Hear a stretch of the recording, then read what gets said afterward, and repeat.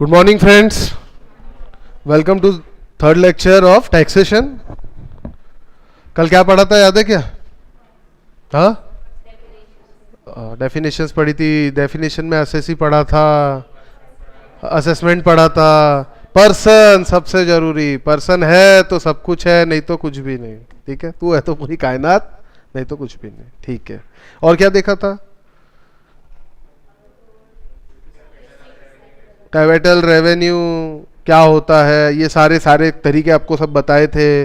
Damages, ये transaction, capital receipt, revenue receipt, इसके बाद ड्यू रिसिप्ट क्या होता है, रेगुलर कैजुअल क्या होता है, ये सारी बातें सब बेसिक चीज़ें हैं। बार बार कह रहा हूँ, एग्जाम में इस पे कोई क्वेश्चन नहीं आने वाला, मैं बार बार कह रहा हूँ, लेकिन इसके बिना आगे नहीं बढ़ पाएंगे।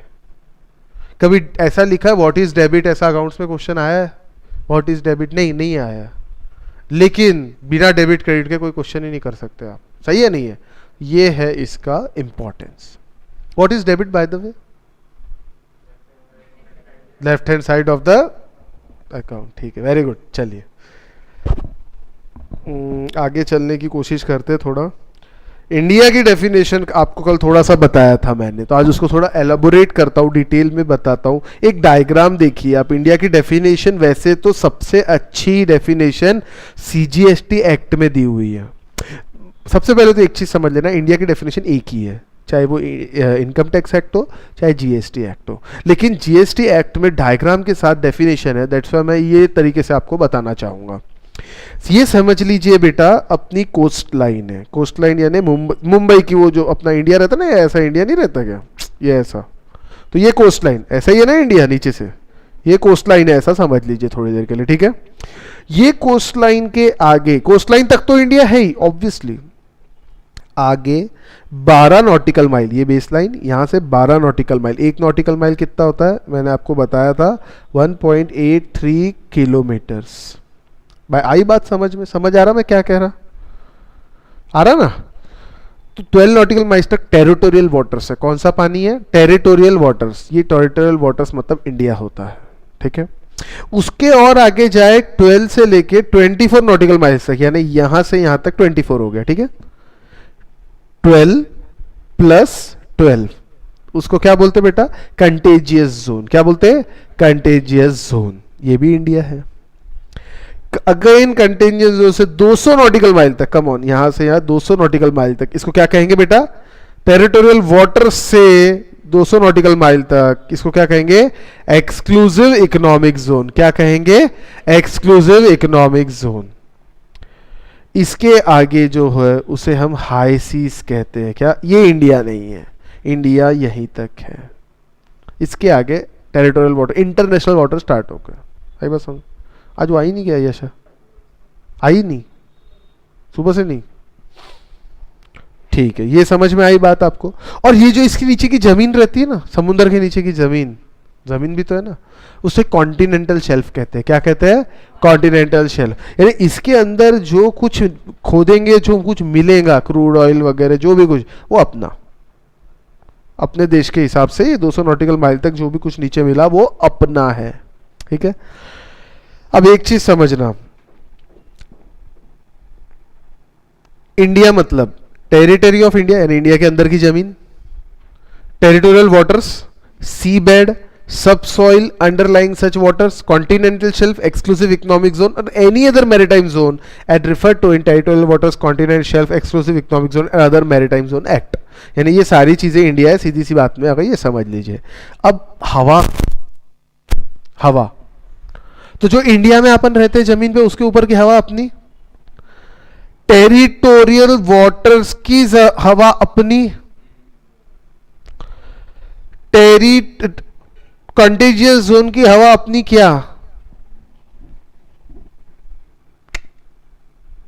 यहां लिखा है the air space above it's territory, territory यानी ये हमारा जमीन, एंड टेरिटोरियल वाटर्स यानी ये बोला है क्या कंटेजियस जोन के ऊपर की हवा अपनी? बोला है? ये बोला है क्या? नहीं, इनकम टैक्स में जितना बोले उतना हम करेंगे, ये बात हमेशा ध्यान रखना। ठीक है, चलिए बहुत बढ़िया।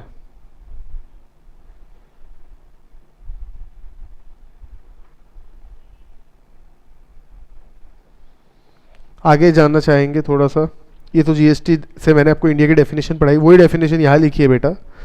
अब एक और चीज़ है कंसेप्ट यहाँ पे, maximum marginal rate, average rate of income tax. ये दो अलग अलग कंसेप्ट है। ये चैप्टर एंड होने के बाद बताऊंगा, क्योंकि जब तक टैक्स रेट क्या होता है ये नहीं बताऊंगा, अभी टैक्स रेट पे मैं आया ही नहीं हूँ, तब तक ये चीज़ समझ में नहीं आएगी। What is maximum marginal rate, यानी ज़्यादा से ज़्यादा, और व्हाट इज एवरेज रेट। ये चीज़ें इसको मार्क कर लो, हम लेटर पढ़ेंगे। कब पढ़ेंगे बेटा? लेटर। लेटर यानी चैप्टर होने, यही चैप्टर होने के बाद। समझ आई बात? तब अपने आप समझ भी जाएगा आपको, ठीक है? अभी फिलहाल नहीं समझा सकता। ये शायद आपको पता है, what is previous year, what is assessment year. Previous year की अगर मैं डेफिनेशन पढ़ूंगा तो इसकी डेफिनेशन है friends, it means financial year. मैंने आपको उसी दिन बोला था फाइनेंशियल ईयर मतलब ही प्रीवियस ईयर होता है। It means the financial year immediately preceding the assessment year. Assessment year की डेफिनेशन में हमने बोला था year immediately following the previous year या फाइनेंशियल ईयर। तो प्रीवियस ईयर क्या हुआ? Year immediately preceding. अरे आप मेरे आगे खड़े हो तो आपके पीछे मैं, मेरे आगे आप, ऐसे ही कहते हैं ना? नहीं कहते? Assessment year previous year, assessment year previous year, ठीक है?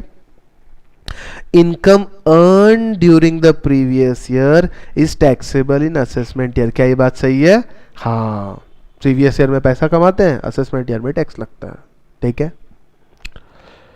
Business profession newly setup during the financial year, ये एक और चीज यहां पे आती है। अब देखना, आप कोई नया बिजनेस लगा रहे हो तो जरूरी है कि आप 1 अप्रैल से ही स्टार्ट करोगे? नहीं, कभी भी कर सकते हैं। मान लो आपने 1 मार्च से नया बिजनेस स्टार्ट किया, मान लीजिए, या 1 मार्च 2020 को मैंने नया बिजनेस स्टार्ट किया। स्टार्ट ही 1 मार्च 2020 को किया है। अब बताओ मेरा प्रीवियस ईयर कौन सा हुआ? फाइनेंशियल ईयर कौन सा हुआ? चलिए 1920। बिल्कुल सही बोले, गलत नहीं बोले। और भाई लेकिन पिछले 11 महीने मैंने कुछ नहीं कर पाया, मैंने 1 मार्च से स्टार्ट किया। अब बोलिए डेट कहां से कहां तक पकड़ू? कॉमन सेंस से बेटा, 1/3/22।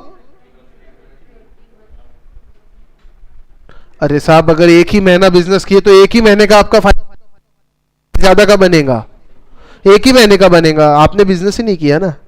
और असेसमेंट ईयर उसके बाद वाला, ठीक है, वो तो ईयर पूरा ही रहेगा। असेसमेंट ईयर हमेशा पूरा ही रहेगा, उसका कोई प्रॉब्लम नहीं है। समझ आई ये कहानी?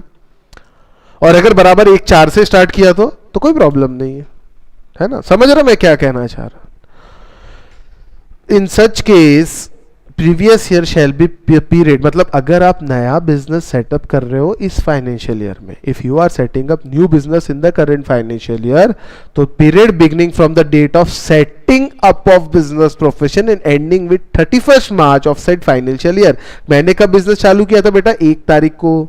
तो 1 तारीख से लेके उस फाइनेंशियल ईयर की 31st मार्च तक, वो फाइनेंशियल ईयर कौन सा है सर? 1920 है। 1920 का 31st मार्च क्या हुआ?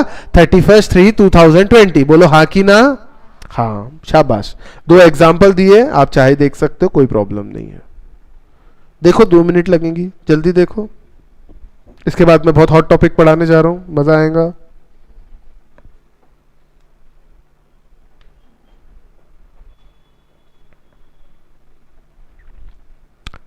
है ना? आसान है ना? सब आसान लग रहा अभी, बाद में पता चलेगा, रुको अभी।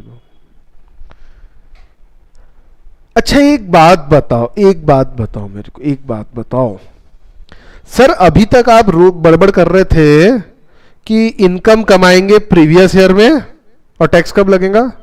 असेसमेंट ईयर में, है ना? ऐसा मैंने बोला, आपने भी माना। लेकिन कुछ केसेस ऐसे हैं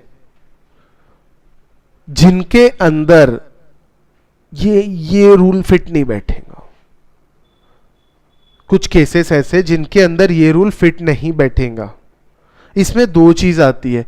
एक, previous year for undisclosed source of income. Undisclosed source, पानी दिख रहा है लेकिन कुआं नहीं पता, इनकम दिख रही है लेकिन कहां से आई ये नहीं पता।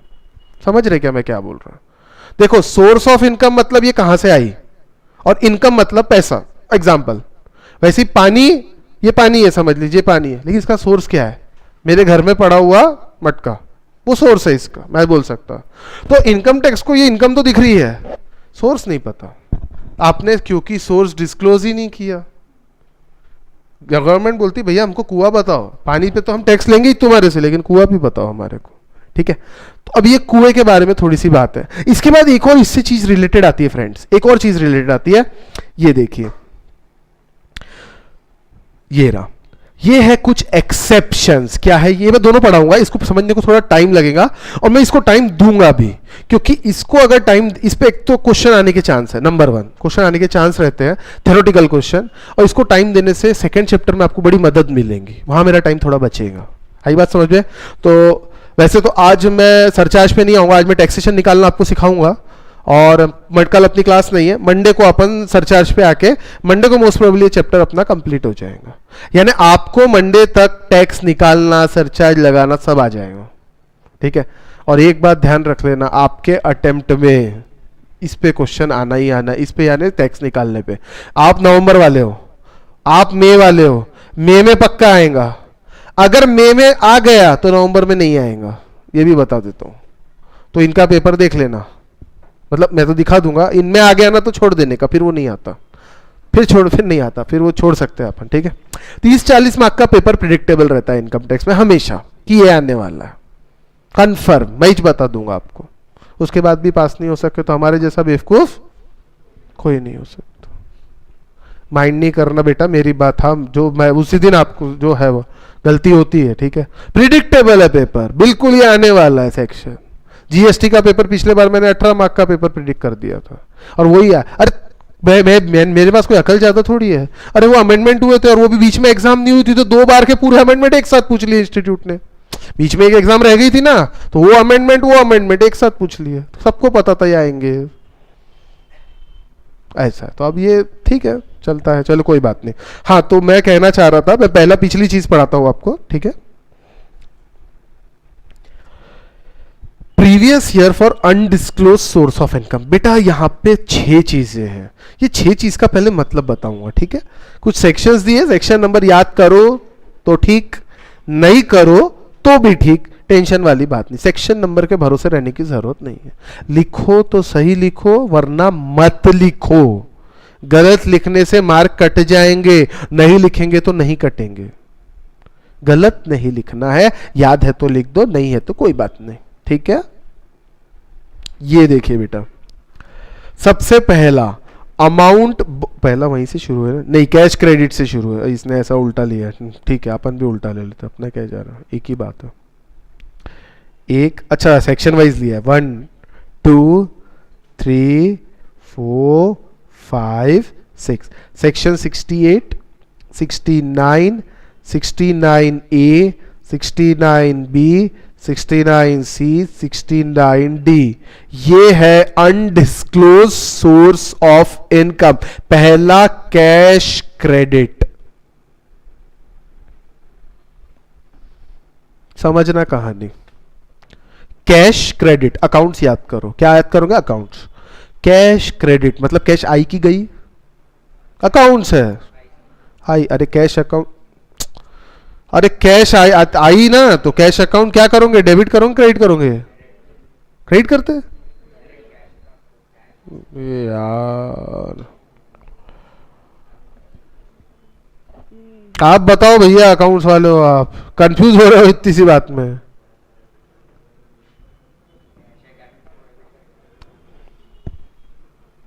बोलो ना बोलते क्यों? कैश अकाउंट डेबिट करेंगे, cash I cash account debit करेंगे, ठीक है, और क्रेडिट क्या करेंगे? एक्सपेंसेस क्रेडिट करेंगे। जिस अकाउंट से कैश आई उसको क्रेडिट करेंगे। वही तो पूछ, कंफ्यूज क्यों हो रहे फिर इतनी सी एंट्री के अंदर? तेरे कुछ लोग हो रहे थे कंफ्यूज, हाँ? अरे भैया, जैसे मुझे टीचिंग से पैसे आए तो मेरी टीचिंग मेरी इनकम हो गई, इनकम का सोर्स क्रेडिट, और जो what comes in should be debited, है ना? अकाउंट्स पढ़े ना, ठीक है।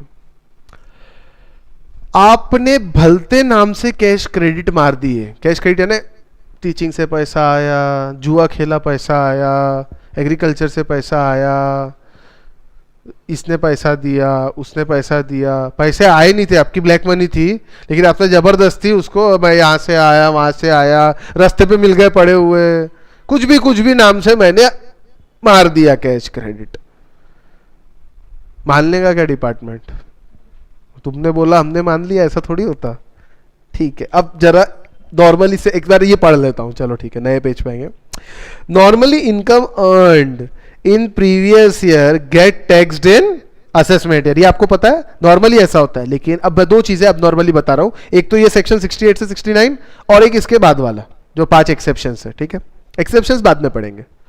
हाउएवर इन सर्टन केसेस, कौन से सर्टन केसेस? ये 6 केसेस है, where income is not disclosed by tax payer, उसने नहीं बताया, but detected by income tax department. समझे क्या इसका मतलब क्या होता?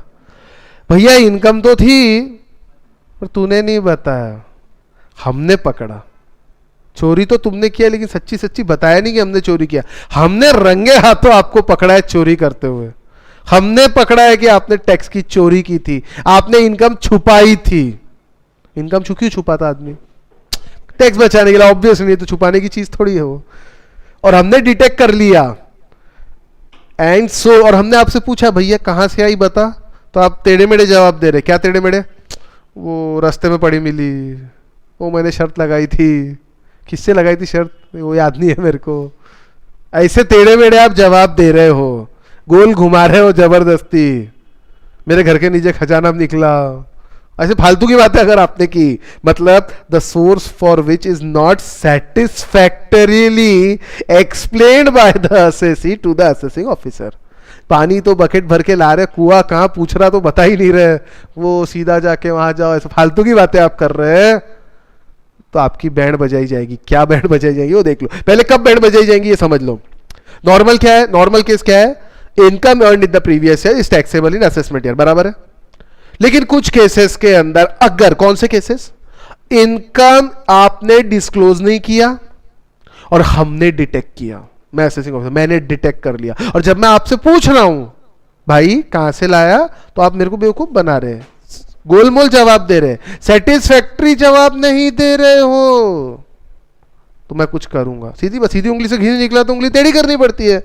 तो असेसिंग ऑफिसर कहेगा it is deemed to be the income of year in which it is so detected. ओहो हो, ये क्या हो गया? इसका मतलब ये होता है जिस समय मैंने वो पकड़ा उस साल की वो इनकम, ऐसा मैं मान लूंगा। नहीं समझे? आपने, आपके दादाजी ने इनकम कमाई हो 10 साल पहले और उन्होंने टैक्स नहीं भरा, इमेजिन करो, इमेजिन, और अभी तक तो आप कुछ करने, आप भी चुपचाप, वो 1 करोड़ रुपए घर में पड़े थे, आप बता नहीं रहे चुपचाप। अच्छा 10 साल पहले टैक्स रेट कम थे, आज थोड़े से ज्यादा है कंपैरेटिवली, ठीक है, पेनल्टी वेनल्टी कम थी, आज थोड़ा ज्यादा है। तो वैसे 10 साल पहले भी था, लेकिन बेसिक एग्जाम्पशन लिमिट थोड़ी वो थी, जाने दो। लेकिन वो 10 साल पहले की इनकम थी, कभी भी थी, वो अपने को उसमें नहीं जाना है। वो 1 करोड़ रुपए आज इनकम टैक्स ऑफिसर को दिख गए, अरे भैया ये तो तुम्हारे पैसे, आप अब जवाब नहीं दे पा रहे, भैया वो मालूम नहीं कहाँ से आया, तो असेसिंग ऑफिसर ज़्यादा दिमाग नहीं लगाएगा। वो इनकम कौन से साल की थी रियल में? तो 10 साल पहले की थी, लेकिन हम क्या करेंगे, अभी दिखी ना, ये इस साल की इनकम है, काम खत्म, और उसका असेसमेंट कर डालेंगे। समझ आई बात? समझी ये बात? भैया कमाई कब थी अब हमको मतलब नहीं है, लेकिन क्या कंडीशन है समझ लेना। आपने डिस्क्लोज नहीं किया, उसने डिटेक्ट किया, और आपसे जब पूछ रहा है तो आप सेटिस्फैक्टरी जवाब नहीं दे रहे। अगर आपने ईमानदार से बताते देखो भैया ये 10 साल पहले की मेरे दादाजी छोड़ के गए थे, ये देख लो सबूत दे रहा हूं मैं, तो बराबर उसको फिर 10 साल पहले की मान लेंगे, कोई प्रॉब्लम नहीं। लेकिन अगर आपने सेटिस्फैक्टरी जवाब नहीं दिया तो भैया जिस साल वो मिली in which it is so detected, जब दिखा उस साल की इनकम, जाओ तेल लगाने जाओ, जो करना है करो। समझा क्या? बोलो बेटा, कोई शंका हो तो बजाओ। नहीं शंका अब आएंगी। ओ आयुष, है क्या कोई शंका? नहीं है क्या? चलिए आगे चलने की कोशिश करते हैं। फॉलोइंग आर सच केस, ऐसे केस, कुछ केसेस है। इसके अंदर पहला है कैश क्रेडिट। आपके बुक्स के अंदर कुछ क्रेडिट दिख रहा है in the books of SSC and SSC offers no explanation. उसका कोई जवाब ही नहीं है। आपने बुक्स में तो एंट्री मारा पैसे आए, ये इनकम का सोर्स है, लेकिन उसका बराबर एक्सप्लेनेशन नहीं दे रहे। आपने मेरे को, जैसे मैंने आपको पूछा कि भैया पैसे कहाँ से आए, वो मेरा नहीं, क्या वो चाय का बिजनेस है मेरा, वो चाय बेचा उससे पैसे आए। पार्ट टाइम मैंने गाड़ियाँ साफ की लोगों की और चाय बेचा। बोला अच्छा तू सीए आदमी है और तू गाड़ियाँ साफ कर रहा और चाय बेच रहा? नहीं वो बेचा मैंने। तो यानी जो आप क्या ये एक्सप्लेनेशन सही लग रहा है क्या आपको? Explanation offered is not satisfactory in the opinion of assessing officer. The sum so credited may be charged as income of assessee in that previous year. अब समझना सर, ये तो बुक्स में दिख रहा है ना। हाँ बुक्स में दिख रहा है, लेकिन आप उसका सही एक्सप्लेनेशन दे रहे क्या ना। अब इसमें होता क्या है, एक कंसेप्ट समझो। 18, 19, 19, 20, 20, 21 ये सब मैं फाइनेंशियल ईयर लिख रहा हूँ, ठीक है बेटा। अब इसकी तारीख बता दो। 1/4/18 से 31/3/19, 1/4/19 से 31/3/20। सही लिख रहा नहीं लिख रहा? अरे बोलो ना, इतना तो आ गया होगा अभी तक। नहीं बेटा, ठीक है। इस साल मैंने 5 करोड़ रुपए कैश क्रेडिट, 5 करोड़ ज्यादा हो जाएगा, जाने तो जो बहुत बड़ी बात हो गई, तो 10 लाख रुपए कैश क्रेडिट किया था। मैंने दिखा दिया चुपचाप क्रेडिट, पता ही नहीं चला असेसिंग ऑफिसर को, काम खत्म। टैक्स वैक्स भर दिया उस पर, जो भी है टैक्स वैक्स भर दिया, लेकिन इसका कोई एक्सप्लेनेशन नहीं है मेरे पास, ठीक है। इस साल कुछ नहीं हुआ, इस साल कुछ नहीं हुआ। इस साल स्क्रूटनी आई। स्क्रूटनी का TINY सॉरी, स्क्रूटनी का मतलब पता है क्या होता है? चेक करेंगे वो लोग। और इस साल जो स्क्रूटनी आई ना, वो इस साल की आई। सेक्शन 142(1) के तहत मुझे नोटिस आया, ये सेक्शन फाइनल में पढ़ेंगे।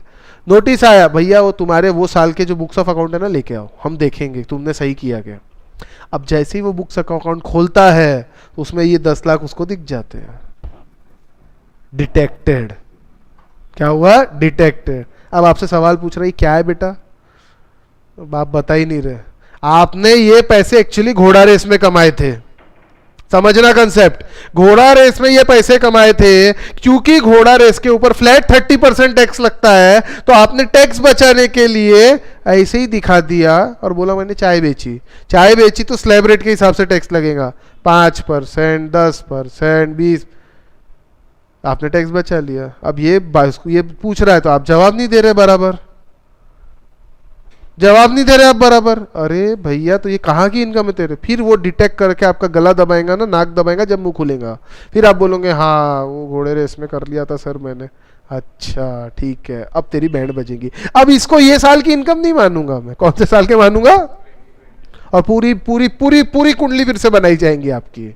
ये 2021 की इनकम मानेंगे, घोड़े रेस की इनकम है, कितना टैक्स है? फ्लैट 30%, ये तो लगेगा ही। पेनल्टी, इंटरेस्ट तो, हाँ वो इंटरेस्ट तो लागू है। टैक्स कहाँ दिया था आपने उस समय? 10 लाख पे जितना टैक्स देना चाहिए था उतना थोड़ी दिया आपने। देना तो 3 लाख चाहिए था, आपने 1 आध लाख में निपटा दिए उनको। ऐसा नहीं, 1,12,500 टू बी वेरी स्पेसिफिक। समझ आई बात? समझ रहे नहीं समझ रहे? इस साल की इनकम मान लेंगे और काम खत्म, असेसमेंट कर डालेंगे तुम्हारा, सिंपल।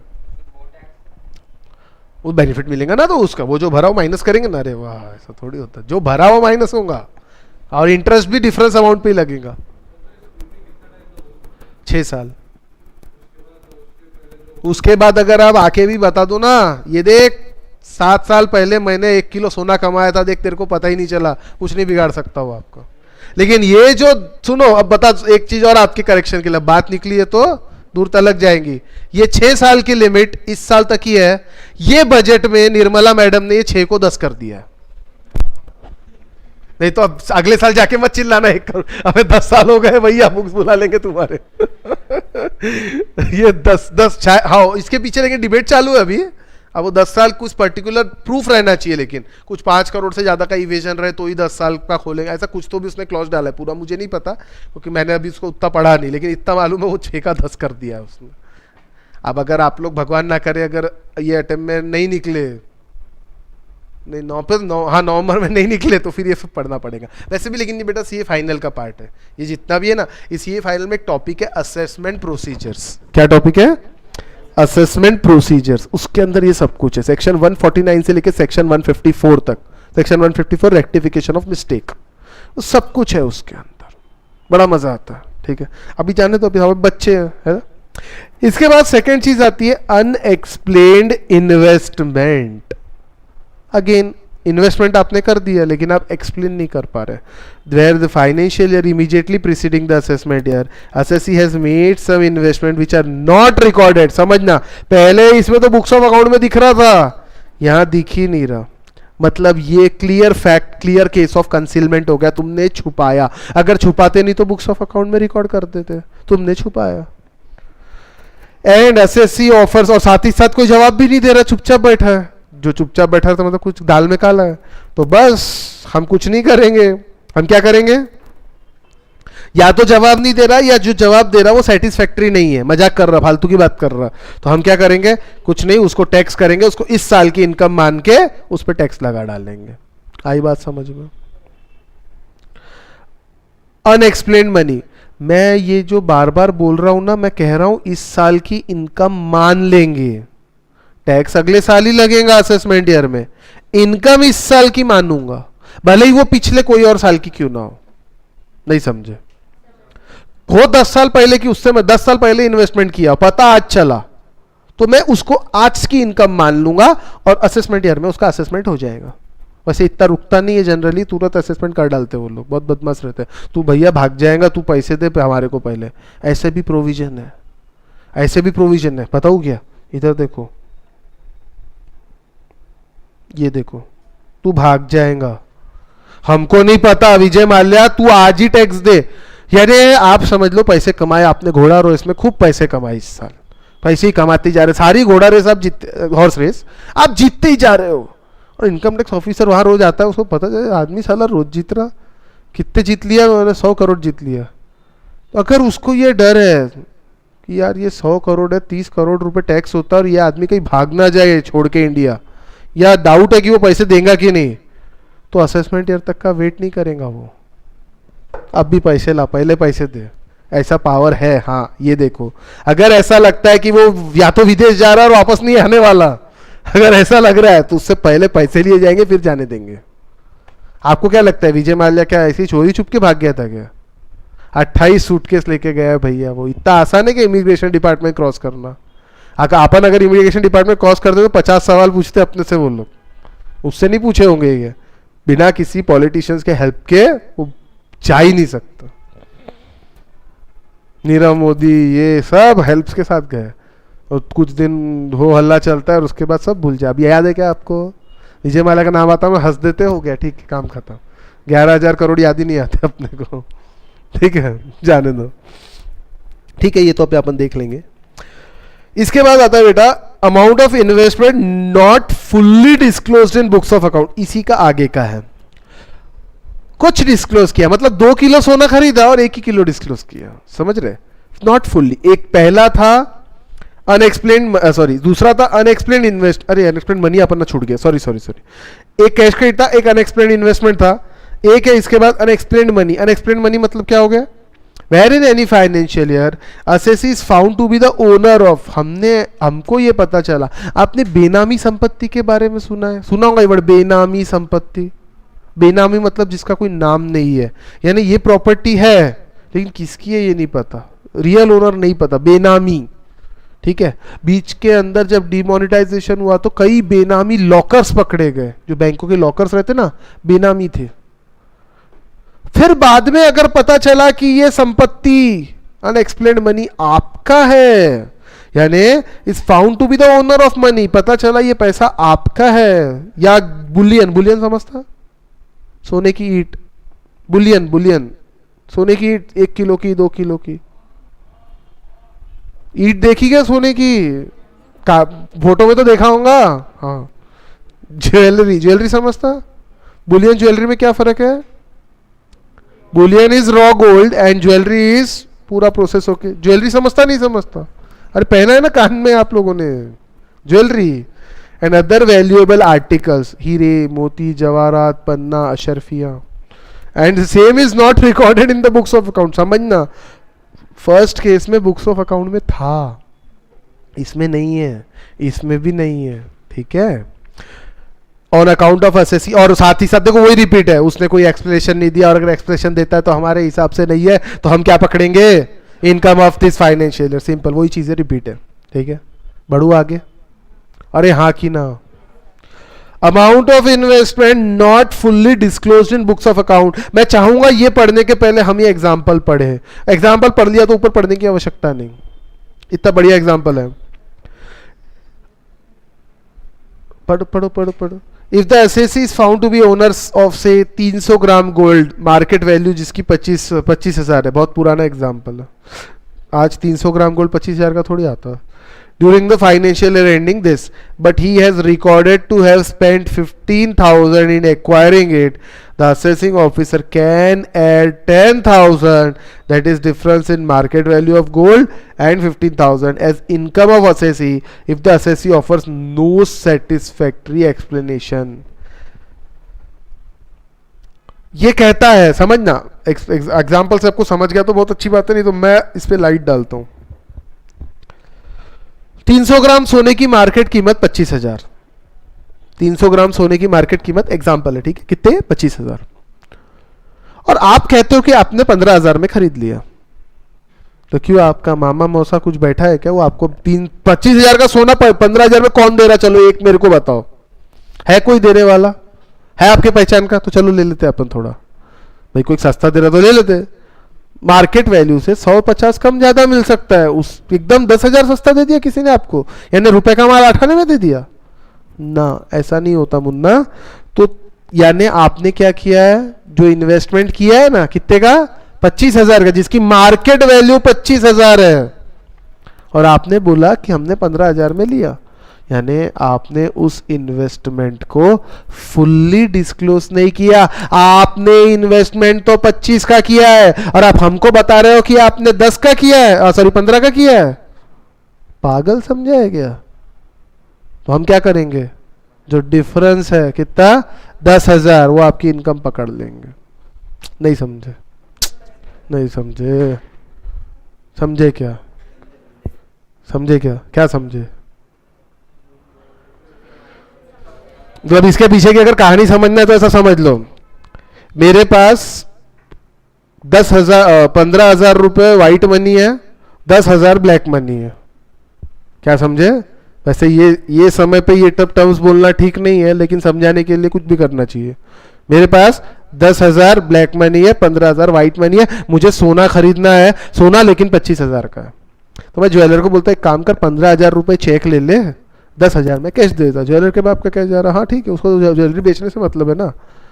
अब मैंने चेक से पेमेंट कितने का किया, 15,000, तो मेरे बुक्स में कितना रिकॉर्ड होगा, 15, 10,000 दे दिया। सोना दिखाया 300 ग्राम, सोना दिखाया 300 ग्राम और पेमेंट 15,000 का, तो 15,000 में तो 300 ग्राम मिलता ही नहीं है। असेसिंग ऑफिसर ने लगाया दिमाग, कहाँ मिलता बता भैया, हम भी ले लेते। तो बोले नहीं, वो अगेन एक्सप्लेनेशन दे नहीं पा रहा, ये explanation offer is not satisfactory. तो कुछ नहीं भैया, तूने उसको 25 ही दिए हैं, तूने 10 कैश में दिए हैं, ये 10 तेरी चोरी की इनकम है, हम ये 10 को आज तेरी इनकम मान लेंगे। पहले तूने टैक्स नहीं भरा होगा, इसीलिए तूने बैंक से पेमेंट नहीं किया। समझे क्या, अरे समझे क्या, आगे चलू क्या। अनएक्सप्लेन्ड एक्सपेंडिचर, सर इनकम पे टैक्स लगता है ना, कहाँ एक्सपेंडिचर को कहाँ ला लिए यहाँ पे, एक्सपेंडिचर देखने की जरूरत है क्या, नहीं है ना। क्यों क्यों,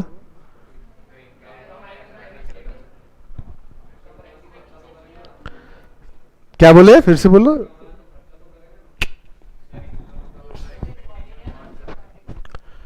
अन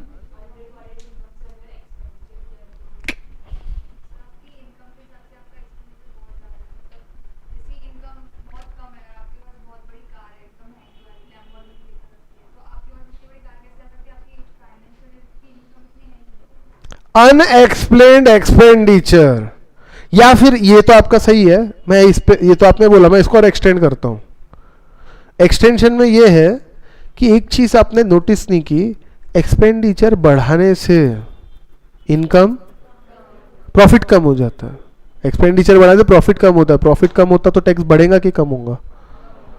टैक्स कम करने के लिए लोग जबरदस्ती एक्सपेंडिचर भी तो मार सकते हैं, नहीं मार सकते क्या? अनएक्सप्लेन्ड एक्सपेंडिचर्स, समझे आप? भैया प्रॉफिट कम करना था, जबरदस्ती एक्सपेंडिचर मार दिया, समझ रहे? तो ये काम एक और हो सकता है। और उसका वही अगेन, कोई खर्चा किया, आप उसका एक्सप्लेनेशन नहीं दे पा रही, या एक्सप्लेनेशन दे रहे इट इज नॉट सेटिस्फैक्टरी, तो कुछ नहीं, जो खर्चा आपने किया है जो उसको क्या पकड़ेंगे? इनकम में डाल देंगे, और क्या, सिंपल सी बात है। ठीक है, चलिए ये तो ये हो गया। हाँ, एक अमाउंट बोरोड और रीपेड ऑन हुंडी। हुंडी पता है क्या होता है? पहले ये होता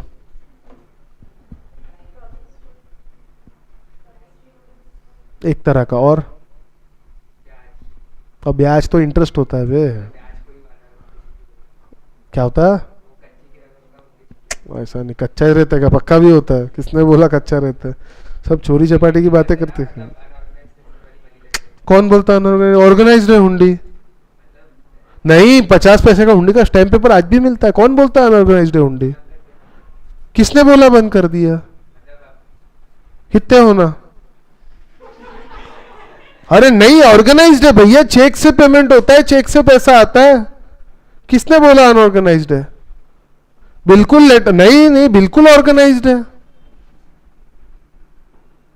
गलत फहमी में हो आप। हुंडी यानी कच्चा ट्रांजैक्शन ना, कच्चा भी है लेकिन पक्का भी है, ऐसा थोड़ी है। 50 पैसे का हुंडी का आज भी स्टैम्प पेपर है बाकायदा गवर्नमेंट ऑफ इंडिया का, उस पर लिख कर दिया जाता है। बंधन कुछ नहीं हुआ, अभी भी है। कितने होना बताना मेरे को, दे दूंगा लाके। बिल्कुल मिलता है, 50 पैसे के हिसाब से पैसे देते रहो।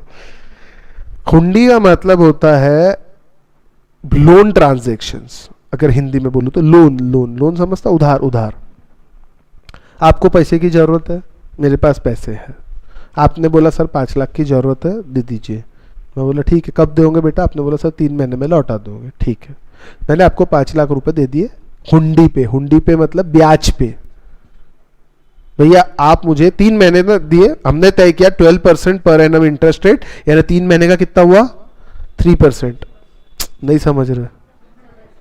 तो 5 लाख का 3% बताओ।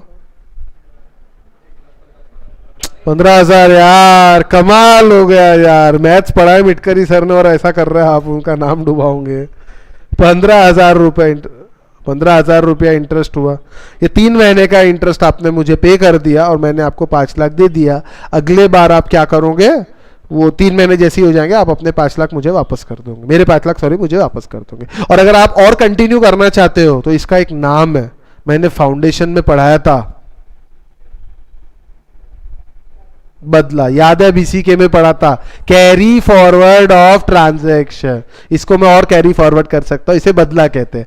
आप आ गए 3 महीने बाद, सर अभी तो पैसे नहीं और 3 महीने की बढ़ा दो एक्सटेंशन। ठीक है, ब्याज दे दे और 15,000 और 3 महीना और आगे ले ले, ऐसा। दिस इज कॉल्ड एज हुंडी ट्रांजैक्शन।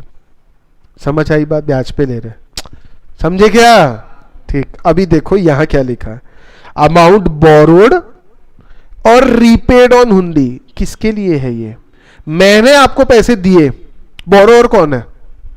आप। बोरो किसने किया? आपने। अमाउंट बोरोड आप, रीपे कौन करेगा? आप। यानी मेरे लिए नहीं है ये सेक्शन, चीज समझ लेना। ये उस इंसान के लिए है जो अमाउंट हुंडी पे बोरो करता है और रीपे। ऑब्वियसली बोरोवर ही रीपे करेगा ना यार, कम ऑन, है कि ना? बोरोवर ही रीपे करेगा ना। Where any amount is borrowed on hundi or any amount due, अब जब ड्यू आती है तो पैसे देना पड़ेंगे, रिपेड ऑन हुंडी अदर देन थ्रू अकाउंट पे check or drawn on bank, the amount so borrowed or repaid shall be deemed to be the income of person borrowing or repaying for the previous year in which amount so borrowed repaid as the case may be। Sir कुछ नहीं समझा, समझा क्या?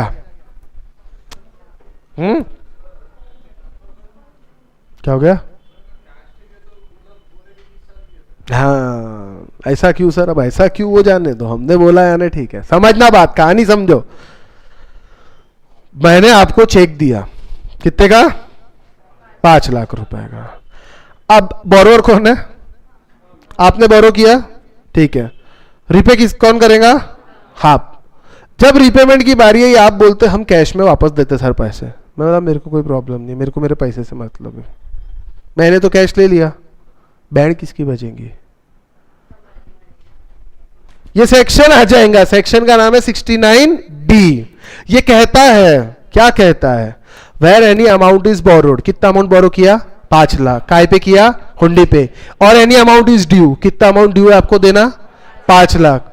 There on is repaid, जो आपने amount borrow किया था और जो अमाउंट ड्यू है उसको आप रीपे कर रहे हो, अदरवाइज देन अकाउंट पे ही चेक, यानी चेक से रिपे नहीं कर रहे, मतलब कैश में रिपे कर रहे। द अमाउंट सो बोरोड और रीपेड, जो आपने बोरो किया रीपे किया, shall be deemed to be the income of the person borrowing. कौन कर रहा बोरो? आप। और रीपे और रीपिंग, रीपे कौन कर रहा? आप। For previous year in which such amount was borrowed और रीपेड एज द केस में बी। अभी समझा क्या भैया? कुछ नहीं, आपने भले ही आप कितने भी ईमानदार हो, हमको मत मालूम नहीं, तो आप ईमानदार हो तो चेक से कर दो ना, क्या प्रॉब्लम है? मना थोड़ी कर रहे हम। हुंडी इलीगल नहीं है, चेक से करो तो कोई तकलीफ नहीं। कहां लिखा है? अदरवाइज देन अकाउंट पे चेक से अगर आप करते हो तो फिर भी है, कुछ नहीं, इलीगल भी नहीं है, हमारे को टैक्स दे दो, काम खत्म, हमको कोई प्रॉब्लम नहीं, इसको इनकम में जोड़ दो।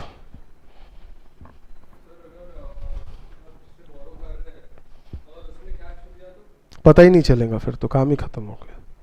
उसने कैश दिया तो आप तो कैश ही दोगे ना वापस, वो लेगा ही नहीं पैसे, फिर वो रिकॉर्ड हो जाएगा, उसकी इनकम में रिकॉर्ड हो जाएगा, वो लेगा ही नहीं।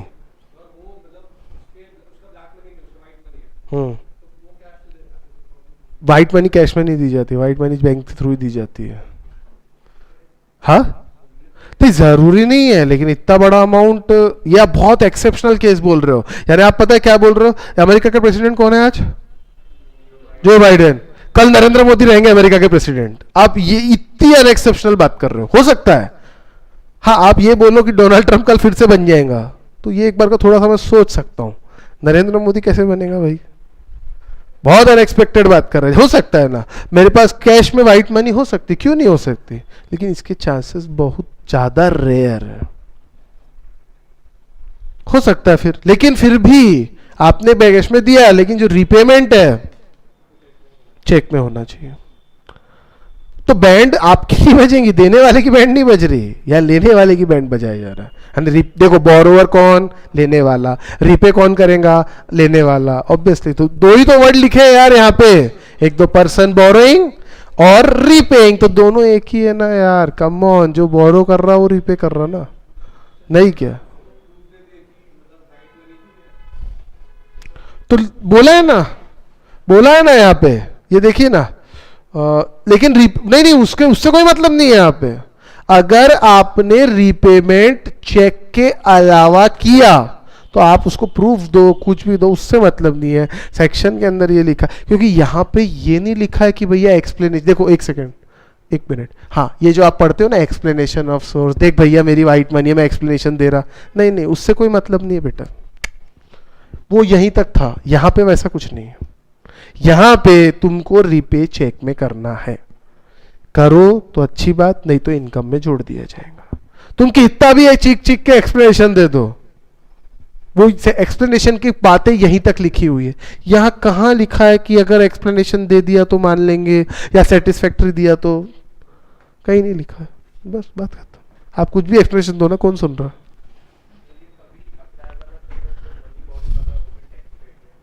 टैक्स समझा नहीं मैं।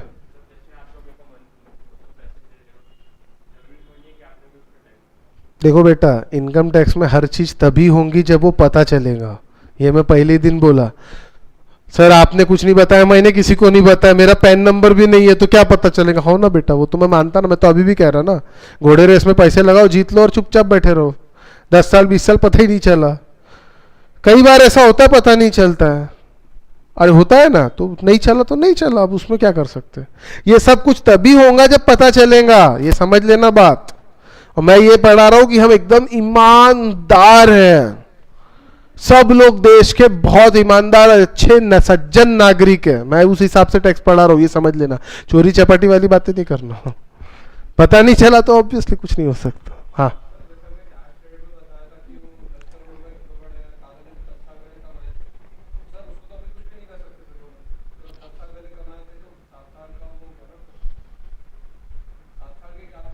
हाँ तो बोल रहा ना, तो 10 साल तो कुछ नहीं कर सकते। हाँ हाँ तो अब 10 साल हो गया ना, लेकिन आने हाँ नहीं, मैं तो बोल ही रहा ना, 6 साल एक्चुअली वो अलग सेक्शन है, सेक्शन 140 के आगे वाले सेक्शन है, वो तो अभी पढ़ा ही नहीं है। तो वो अभी आप बहुत बेसिक लेवल पे, वो सीए फाइनल के अंदर है। तो मैं बोल ही रहा ना अभी आपको, 6 साल निकल गए हैं और उसके बाद जाके दिखाना ये देख कमाया था सोना, अब बता ले क्या कर लेगा तू, तो कुछ नहीं कर सकता वो, बैंड बज गई। नहीं, अमेंडमेंट कैसे होता है उस पर डिपेंड है। अमेंडमेंट दो तरीके से होता है, एक होता है रेट्रोस्पेक्टिव अमेंडमेंट और एक होता है प्रोस्पेक्टिव। प्रोस्पेक्टिव किया तो कोई बात नहीं, लेकिन अगर रेट्रोस्पेक्टिव किया तो फिर इसने अगर चिल्लाया ना देख सोना, तो आएगा बराबर आपके यार पकड़ के, चल आ बोले अब तू, ऐसा हो सकता है। इसलिए कोई चिल्लाता नहीं है ऐसा, देख मेरे पास सोना है ऐसा। लेकिन है अगर उसके बाद आपने बता भी दिया, और स्क्रूटनी का भी एक लिमिट है, 3 साल तक ही आ सकती है, लेकिन खोद पूरा 6 साल का सकते हैं वो। ये स्क्रूटनी मान लीजिए इस साल की आती है, लेकिन उसकी एक डेट लिमिट है। अगर वो डेट के बाद में वो नोटिस लेके आता है ना, तो उस नोटिस को फाड़ के उसके मुंह पे भी फेंक दिए तो कुछ नहीं कर सकता। एक डेट रहती है, वो फिर कैंसिल हो जाता है। लेकिन ये सब चीजें सीए फाइनल की है। अभी तो आपने पहला चैप्टर पार नहीं किया और आप फाइनल की बात कर रहे हैं, कोई मतलब नहीं ना वो बात करके। सही है नहीं है? चलो आगे। बोरोवर और रिपीट दोनों अलग, yes there can be. Borrower, इसीलिए यहाँ पे बोरोवर रिपीट दोनों डाला है।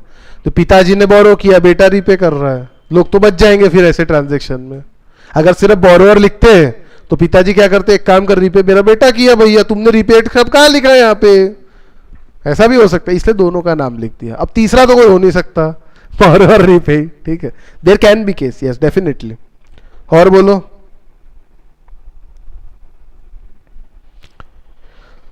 अब एक सेक्शन 115 बीबीई है, इसके ऊपर मैं अभी नहीं जाऊंगा। ये बताता, क्या बताता मैं पढ़ लेता हूँ। Provides the rate at which such cash credit, undisclosed income, undisclosed expenditure etcetera as deemed as income under section 68 and 69 और 69 A B C D would be subject to tax. मतलब इन पे कितना टैक्स लगेगा, लगता 60% है, ये बता देता हूँ। लेकिन ये कहाँ लिखा है कितना लगेगा, सेक्शन 115 बीबीई में लिखा हुआ है। बात समझ में आई क्या? ये क्लियर है बेटा इतनी चीजें? अब मैं आ रहा हूं एक्सेप्शन। एक्सेप्शन किस चीज का, क्या पता सर, नहीं पता हमारे को किस चीज का एक्सेप्शन पढ़ा रहा हूं मैं, कम ऑन यार बोलो ना, कौन से रूल का एक्सेप्शन? पढ़ो, जनरल रूल क्या है, कम ऑन पढ़ो पढ़ो पढ़ो पढ़ो पढ़ो पढ़ो। ये सही है, जनरल रूल सही है क्या? जनरल रूल सहमत हो आप लोग मेरी बात से? हाँ ठीक है। एक्सेप्शन क्या है?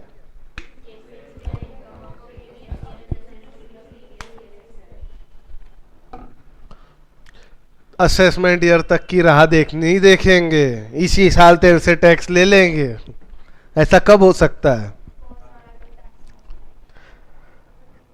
नहीं, बहुत बहुत इसमें 5 केस है, समझ लेना, एक से बहुत सारा टैक्स है ऐसा नहीं होता, 5 केसेस है। पहला है shipping business of non resident, second है पर्सन लिविंग इंडिया, थर्ड है AOP BOI artificial juridical person form for particular event or purpose, person likely to transfer property to avoid tax, और लास्ट है discontinued business. ये 5 ऐसे exception है, यानी ये 5 situation के अंदर आपका बेसिक रूल नहीं बैठेगा। यानी क्या बैठेगा फिर? प्रीवियस ईयर के अंदर जो इनकम कमाई उसका असेसमेंट ही भी उसी ईयर में कर डालेंगे। नहीं तो जनरली क्या होता है, मान लीजिए प्रीवियस ईयर 1920 है तो असेसमेंट ईयर क्या बनता है? और ये 5 एक्सेप्शन में पता है क्या रहेगा? प्रीवियस ईयर भी ये रहेगा, असेसमेंट ईयर भी ये रहेगा। अभी समझे क्या? अरे समझे क्या? Income of assessee for previous year is charged to income tax in assessment year following the previous year. For instance, income of the previous year 2021 is assessed in 2022. Therefore, 2022 21-22 is the assessment year for the assessment of income in the previous year 2021. I hope समझ में आया. सीधी सी बात है, पहले से पढ़ा चुका है, ठीक है. However, in few cases, this rule does not apply, and income is taxed in previous year in which it is earned. यानी बेटा अगर तूने 19-20 में कमाई ना, तो हम टैक्स भी 19-20 में ही ले लेंगे, हम असेसमेंट ईयर तक का रास्ता नहीं देखेंगे. समझा क्या? अरे समझा क्या? तो कौन से केसेस है वो सर, हमको बताइए ना sir. There are exception that. और ये क्यों बनाए, किसके लिए, क्या ये डिपार्टमेंट ने खुद के प्रोटेक्शन के लिए बनाया कि एसएससी के प्रोटेक्शन के लिए?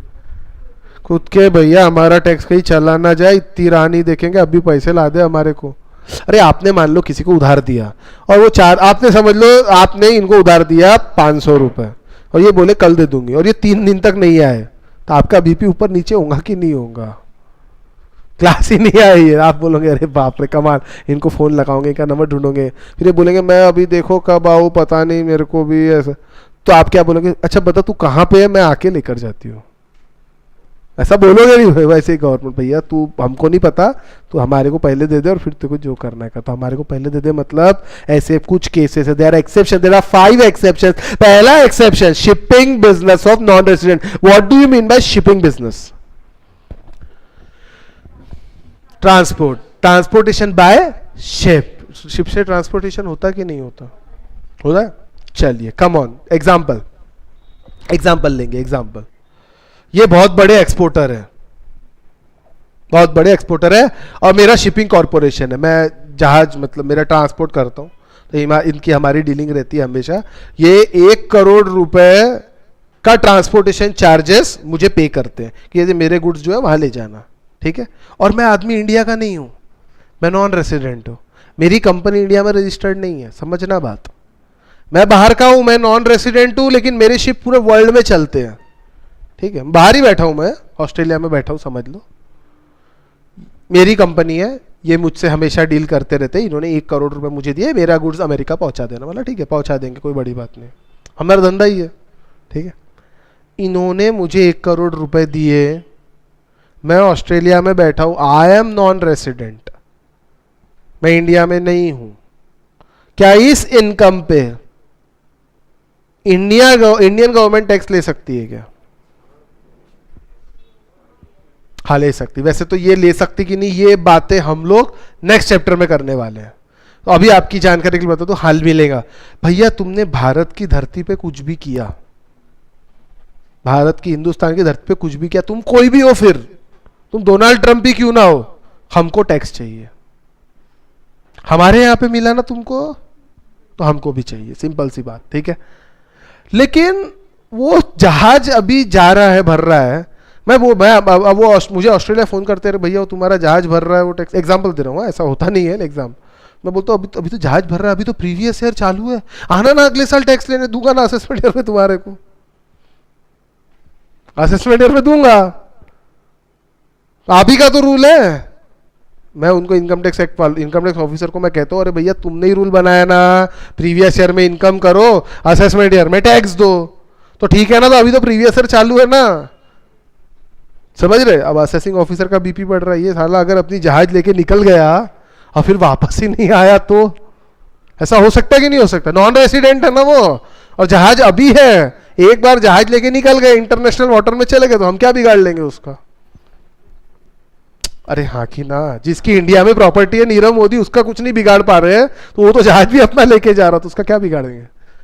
Shipping business of non resident. जो भी ऐसा नॉन रेसिडेंट आदमी और उसका शिपिंग बिजनेस है, ए भैया जैसे ही पैसे आए ना, उसी वक्त तेरा असेसमेंट होगा. हमको पैसे चाहिए, हमको नहीं पता, रूल में डाल दिया. अब वो मैं वहां से फोन करके बोलूं अरे भैया तुम तो बोलते ना प्रीवियस ईयर की इनकम असेसमेंट ईयर में, वो हमने अभी लॉ में अमेंडमेंट कर दिया. क्या एक्सेप्शंस डाला कि अगर किसी नॉन रेसिडेंट इंसान का शिपिंग बिजनेस है तो उसकी इनकम का असेसमेंट इसी साल होगा, प्रीवियस ईयर में होगा. हम असेसमेंट ईयर तक का रास्ता नहीं देख सकते, हमको नहीं पता, हमको चाहिए तो ठीक है, लेना पड़ेगा. पढ़ो इसको, पढ़ो जल्दी जल्दी पढ़ो.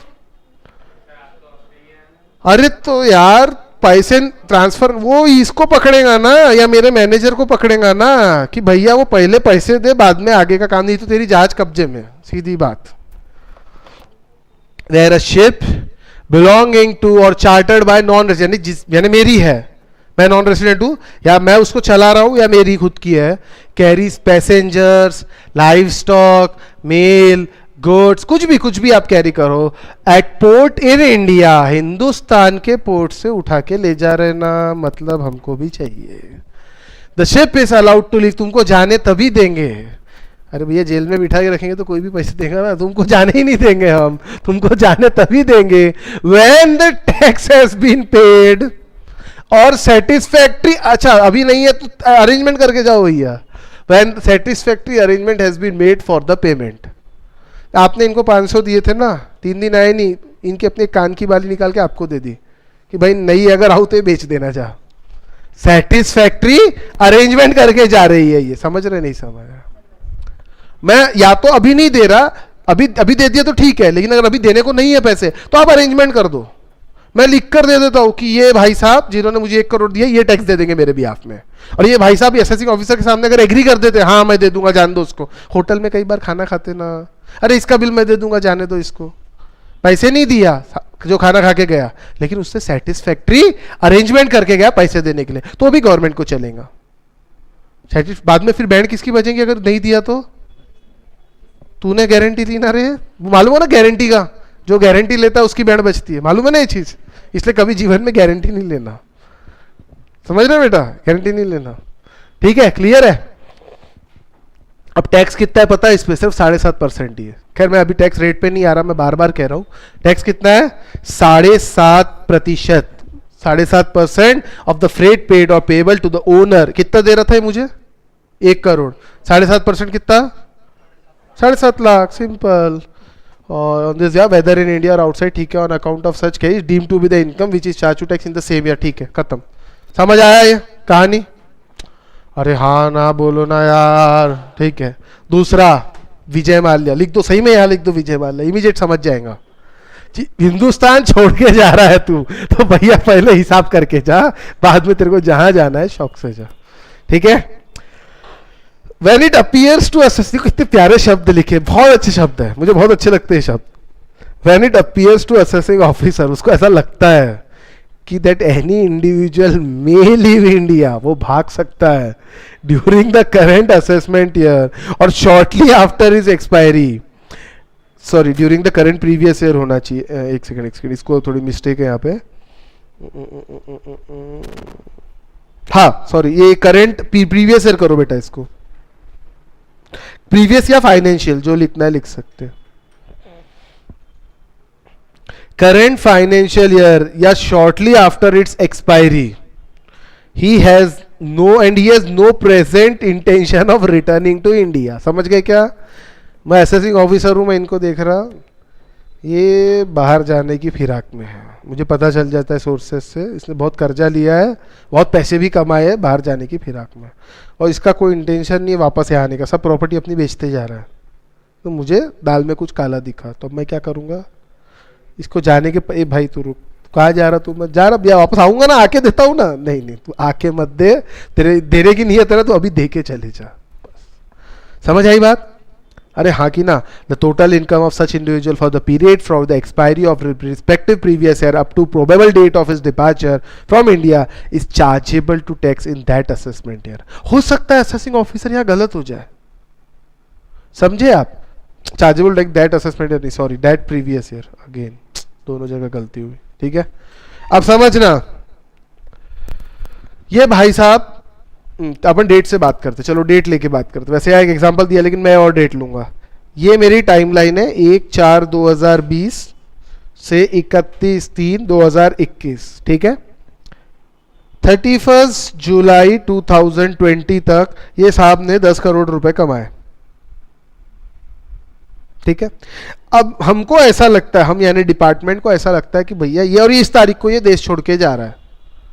ये चीख के बोल रहा है अरे भाई मैं वापस आ रहा हूँ, ये देख मेरी रिटर्न टिकट. लेकिन मेरे को विश्वास नहीं है, रिटर्न टिकट होना मतलब जरूरी थोड़ी फ्लाइट बोर्ड करेगा, तू कैंसिल भी तो करा सकता है. देख भाई हमको विश्वास नहीं, तो हमको हिसाब कर दे। तो ये मुझे पूछते, देखो भैया अभी तक मैंने तो 10 करोड़ ही कमाए, साल भर का हिसाब तो हो नहीं सकता ना, आगे कितने कमाऊंगा क्या पता। कोई बात नहीं भाई, तू अभी तक का हिसाब करके चले जा।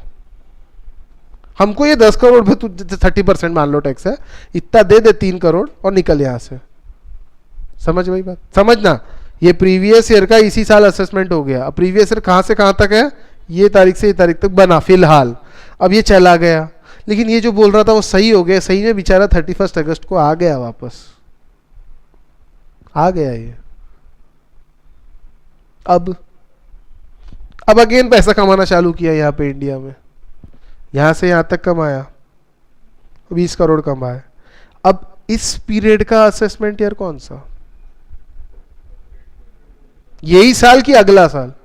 ऑब्वियसली अगला साल, भागा थोड़ी है भैया।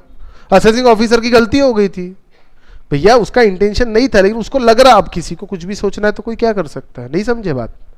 इस पीरियड का फिर असेसमेंट हो जाएगा 21, 22 ना, इसका असेसमेंट। अब डबल असेसमेंट करेंगे क्या, पूरा यहां से यहां तक थोड़ी करेंगे, 2 बार टैक्स देगा क्या बेचारा। समझे नहीं समझे ऐसा। Suppose mister x is living India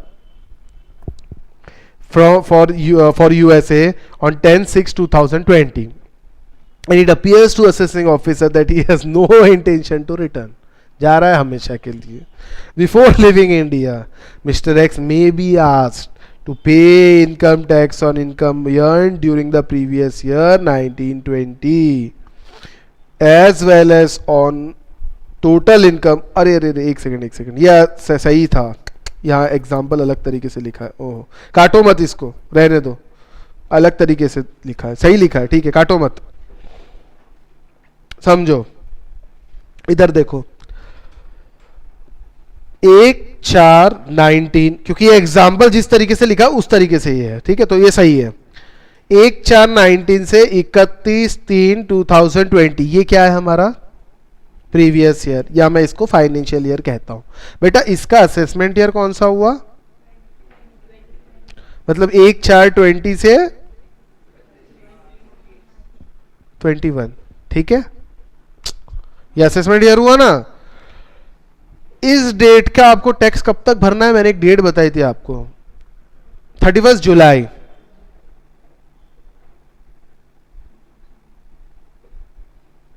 ये तारीख तक असेसमेंट करके दे दो।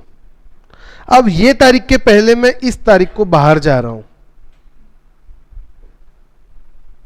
ये तारीख किस में आ रही, फाइनेंशियल ईयर में आ रही कि असेसमेंट ईयर में आ रही, देख लो आप ही बताओ। असेसमेंट ईयर, इसीलिए यहां वर्ड असेसमेंट ईयर लिखा हुआ है, समझ आई बात। असेसमेंट ईयर की ये तारीख को, अभी मैंने ये साल का भी टैक्स नहीं दिया है, समझना बात, मैंने ये साल का टैक्स नहीं दिया है क्योंकि अभी टाइम है, मैं बाद में दे दूंगा। लेकिन अब मैं जा रहा हूं और असेसिंग ऑफिसर को लग रहा है अब ये वापस आता दिखता नहीं, तो भैया ये साल का तो टैक्स हम तेरे से लेंगे ही, उसकी तो कोई प्रश्न ही नहीं उठता क्योंकि असेसमेंट ईयर तो आ चुका है। लेकिन ये 10/6/2020 मतलब 1/4/2020 से 10/6/2020 तक ये प्रीवियस ईयर में जो तूने पैसे कमाए ना बेटा, ये प्रीवियस ईयर में, इसी असेसमेंट ईयर में, ये असेसमेंट ईयर में हमको पैसे दे दे। अगले साल तक नहीं रुक रहे हम, इसी साल पैसे चाहिए, इन्हें हिसाब करके जाओ। अरे समझा क्या?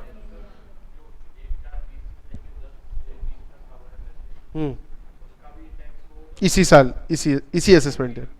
हाँ, एक तरह से आप बोल सकते हैं इसी प्रीवियस ईयर में, या आप बोल सकते हैं ये असेसमेंट ईयर में, दोनों। हर प्रीवियस ईयर असेसमेंट ईयर भी है और हर असेसमेंट ईयर प्रीवियस ईयर भी है, वो वाली बात आ गई यहाँ। क्योंकि ऊपर हम जिस असेसमेंट ईयर की बात कर रहे हैं, ये यहाँ पे उसी असेसमेंट ईयर को हम चला रहे हैं वापस, इसी साल ले लेंगे, मतलब असेसमेंट कर डालेंगे। लॉ के वर्डिंग्स थोड़े या हाँ, लॉ के वर्डिंग्स कंफ्यूजिंग है यहाँ पे। Artificial AOP BOI artificial jurisdictional person form for particular event. अब ये भी आपको समझाता हूं। बाबा रामदेव योगा करते हैं, मालूम है ना। अब बाबा रामदेव नागपुर में एक योगा शिविर लगा रहे हैं, एग्जाम्पल दे रहा हूं, ठीक है। नागपुर का कस्तूरचंद पार्क हायर किया, नहीं, कस्तूरचंद पार्क और बड़ा कोई ग्राउंड है क्या? जो भी हो, रेशम बाग हायर किया पूरा। और अब ये करेगा कौन? कुछ पर्सन आपस में मिले, कुछ इंडिविजुअल्स या कुछ पर्सन आपको पता है क्या होता है, पर्सन में भी इंडिविजुअल है, HUF AOP भी मालूम है, और कुछ इंडिविजुअल्स मिले, बॉडी ऑफ इंडिविजुअल बनी या कुछ भी बना, तो आयोजन समिति, वो एक वर्ड सुना होगा, आयोजन समिति। तो ऐसे ही इंडिविजुअल्स मिले, एक बॉडी बनाई। अब वो बाबा रामदेव ने 20 दिन बढ़िया योगा सिखाया, करोड़ों रुपए आए। ऑब्वियसली एक एक टिकट करोड़ हजारों रुपए की रहती है, तो टोटल थे 1000-2000 लोग, तो करोड़ों रुपए आए। लोगों ने एडवर्टाइजमेंट भी किया। अरे होता है कि नहीं होता ऐसा? तो वो पैसे कमाए। अब वो आयोजन समिति को उस पर टैक्स देना पड़ेगा कि नहीं देना पड़ेगा? हाँ। तो ये आयोजन समिति कितने दिन के लिए बनी थी? बस वो 20 दिन के लिए बनी थी। 1/4 को मान लो योगा शिविर स्टार्ट हुआ, और 1/4 से वो आयोजन समिति बनी थी। 20 अप्रैल को वो खत्म हो गई आयोजन समिति। तो क्या लगता है गवर्नमेंट रुकेगी अगले साल तक टैक्स के लिए? ना, अगले साल तो तुम वापस अलग अलग हो जाओगे रे। आयोजन समिति गई, बाबा रामदेव गए, आयोजन समिति गई। नहीं भैया, देखो तुम्हारी आयोजन समिति बनी ना, और ये पर्टिकुलर इवेंट के लिए बनी थी ना, इवेंट हो गया ना, पैसे आ गए ना, तो हमारा भी हिसाब कर दो ना भैया, हमको भी दे दो। वो अगले साल तक नहीं रुकेंगे, हम इसी साल हिसाब करो बोलते। समझे क्या? पक्का? बोर हो रहा क्या? बोर हो रहा? नहीं, ठीक है।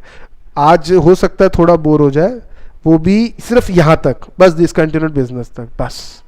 इसके बाद पूरे टैक्स में बोर नहीं है, थोड़ा अगर हो भी रहा होगा तो। Person likely to transfer property to avoid tax. मेरे पास टैक्स लायबिलिटी आने वाली है, ये मुझे पता है। मेरे पास पैसे तो नहीं है, लेकिन एक प्रॉपर्टी है। अब मेरी इच्छा नहीं है गवर्नमेंट को टैक्स देने की, मेरा मन नहीं है। और वो प्रॉपर्टी में बेच के पैसे लेके अब भागू या कहीं भी चले जाऊं, नहीं दूं टैक्स।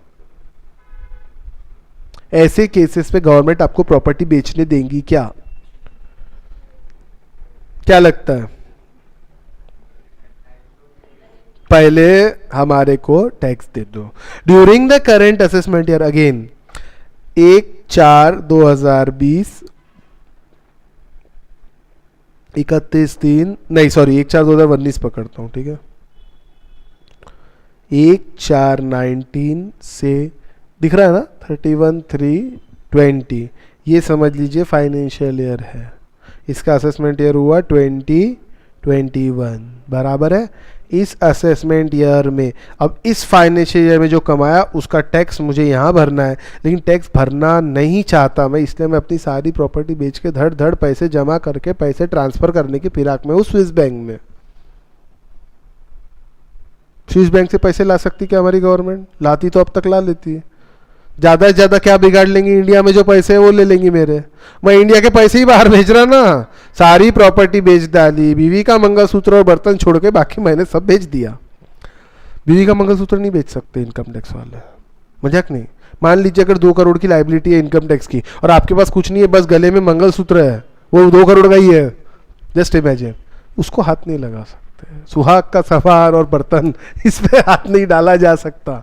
लिखा है, लिखा है लॉ में, ये भी लिखा है। जो सर्वे होता है ना, रेड होती है, तो सूर्योदय के बाद और सूर्यास्त के पहले, बस इतना ही। उसके बाद आप अननेसेसरी हैरेस नहीं करोगे। तो रात भर बैठे असेसिंग ऑफिसर के आपके घर पे, ऐसा नहीं। और एकदम आ गए सवेरे 4 बजे, नहीं, ऐसा भी नहीं। सनराइज सनसेट ऐसा लिखा है, फाइनल में पढ़ोगे ये सब। मंगलसूत्र लिखा है, सुहाग का सामान नहीं हाथ लगा सकता। मजाक नहीं कर रहा, अरे आपको मजाक लग रहा, सही में। मंगलसूत्र पता है? नहीं पता? पता है ना। बर्तन वगैरह भी नहीं, कपड़े वपड़े सब बेच सकते तुम्हारे, कुछ भी नहीं छोड़ेंगे। क्या? सोने के बर्तन कैपिटल एसेट है, वो हाथ लगा लिए जाएंगे। चांदी के नहीं लगा सकते, सोने के हाथ लगाएंगे। मैंने पहले ही बोला था, कल ही बताया था, कैपिटल एसेट की डेफिनेशन में सोने के बर्तन को कैपिटल एसेट पकड़ा है, पर चांदी का नहीं पकड़ा, क्योंकि इंडियन ट्रेडिशन के अंदर चांदी के बर्तन में खाना खाना हम में से कई लोगों के घर में चांदी का डिनर सेट रहता है, जो पैसे वाले होंगे। आप क्या है आप क्या? गरीब बेटा, फीस भरनी बाकी है, इसलिए बोल रहे क्या मैं गरीब हूँ? दादा दर्शन सर को, मैं भी गरीब हूँ भाई। चलो ठीक है, नहीं ऐसा नहीं, हर आदमी अपने घर में अमीर है, ऐसा समझने का अपन ने, ठीक है, ध्यान दो। हाँ तो ये समझा आपको, सारी प्रॉपर्टी ट्रांसफर कर दिया टू अवॉइड टैक्स, ठीक है। या फिर वो क्या करना है, लाइकली टू चार्ज या सेल या ट्रांसफर या डिस्पोज, कुछ तो भी करना चाहता है टू अवॉइड, अवॉइड क्या करना है, liability under income tax act. Income tax act में जनरली टैक्स बोलो, इंटरेस्ट बोलो, पेनल्टी बोलो, ये लायबिलिटी रहती है, ठीक है। The total income of such person for a period from expiry of the previous year to the date when assessing officer commences proceeding under this section is chargeable to tax in that assessment year। मतलब ये financial year का तो लेंगे ही लेंगे, साथ ही साथ 1/4/2020 से लेके जिस दिन असेसिंग ऑफिसर को ये पता चलता है, मान लीजिए 1/7/2021 को, अभी इसको ये पता चलता है, तो इस तारीख तक का पूरा तेरा हिसाब किताब हम करेंगे और इस तारीख तक जो भी कुछ इनकम कमाई होंगी तो उस पर हम टैक्स ले लेंगे। समझ आई बात? डिसकंटिन्यूड बिजनेस, लास्ट और बहुत सिंपल है। 1/4/2020 को बिजनेस स्टार्ट किया, 31/7/2020 को बिजनेस बंद कर दिया, मजा नहीं आया, छोड़ दिया, एक बैच पढ़ाई और छोड़ दिया। एग्जाम्पल, एक बैच पढ़ाई 3 महीने फाउंडेशन की और फिर छोड़ दिया, अब नहीं पढ़ाना यार फाउंडेशन, और बिजनेस ही बंद कर दिया मैंने, प्रोफेशन ये कोचिंग का प्रोफेशन बंद कर दिया, एग्जाम्पल दे रहा हूँ। तो डिसकंटिन्यूड बिजनेस है, और असेसिंग ऑफिसर अगर चाहे एट डिस्क्रिशन, देख भाई तूने बिजनेस तो डिसकंटिन्यू कर दिया ना, अब कहाँ हम 1 साल रुकते बैठे, अगले साल तो तू वापस कमाने वाला नहीं है, तो हमारा हिसाब कर देना भैया, जो टैक्स लायबिलिटी है हमको दे दे, इसी साल देते। Where any business or profession is discontinued in any assessment year, the income of the period from the expiry of the previous year up to the date in such discontinuance may at discretion of assessing officer be charge to tax in that assessment year. समझी बात? नहीं, assessment year के भाषा में बात कर रहा है ये पूरी, समझ लेना बात। Every assessment year is previous year and every previous year is also assessment year, ये आपको पता है, असेसमेंट ईयर की भाषा में बात कर रहा है। क्लियर है तो हाँ बोलो। एक बेसिक, काफी बेसिक पार्ट यहाँ कंप्लीट होता है। दूसरा हम पार्ट स्टार्ट कर रहे हैं यहाँ पे आज, वो है rate of tax, a very very important part. आप एक चीज समझ लो, हर जगह इसका काम है, और मे अटेम्प्ट वालों आपको तो पक्का काम है, इस बार तो 2 स्लैब रेट है। समझ रहे नहीं समझ रहे? पहली बार इनकम टैक्स में 2 स्लैब रेट आए हैं, मतलब या तो ये या ये। अब एक चीज समझना बेटा, टैक्स निकालना, सरचार्ज, ये हर क्वेश्चन में काम आ सकता है। मतलब क्वेश्चंस जो आएंगे, या तो टैक्सेबल इनकम निकालनी होगी या टैक्स निकालना पड़ेगा, दोनों क्वेश्चन पूछे जा सकते हैं। टैक्सेबल इनकम मतलब इनकम निकाला, और उसके ऊपर अगर आपको कहता है टैक्स कैलकुलेट करो, तो आपको वो इसी तरीके से कैलकुलेट करना पड़ेगा। किसी भी इनकम टैक्स के स्टूडेंट को टैक्स निकालना आना चाहिए, ठीक है। आसान है, स्टार्टिंग में गलती हो सकती है, सरचार्ज थोड़ा और कठिन है, लेकिन इसको टाइम लगेगा, हम प्रैक्टिस करेंगे। सब लोग अपनी अपनी कॉपीज़ निकालिए, अब पेजेस खराब करने पड़ेंगे थोड़े से, 20 पैसे के पन्ने का बहुत विचार करते हैं हम लोग, ऐसा नहीं, पेजेस खराब करने का, ठीक है।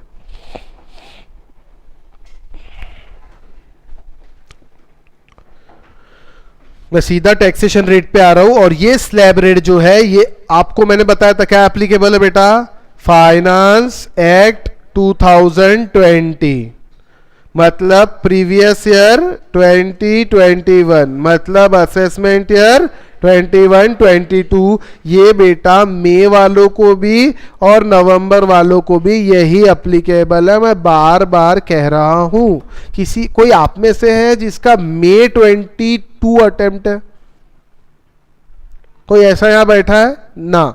मई 22 वालों के लिए कानून बदल जाएगा। उनके लिए क्या कानून आएगा?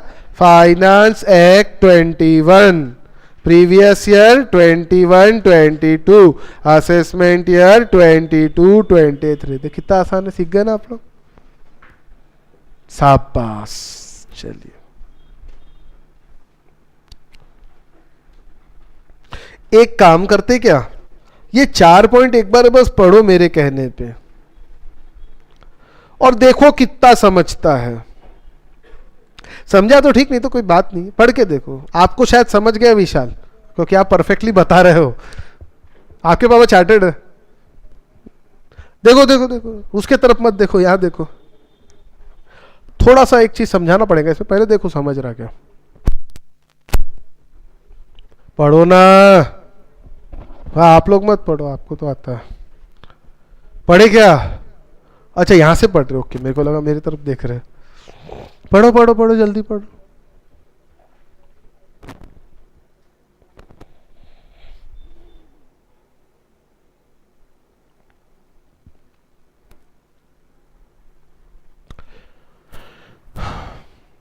पढ़ लिया?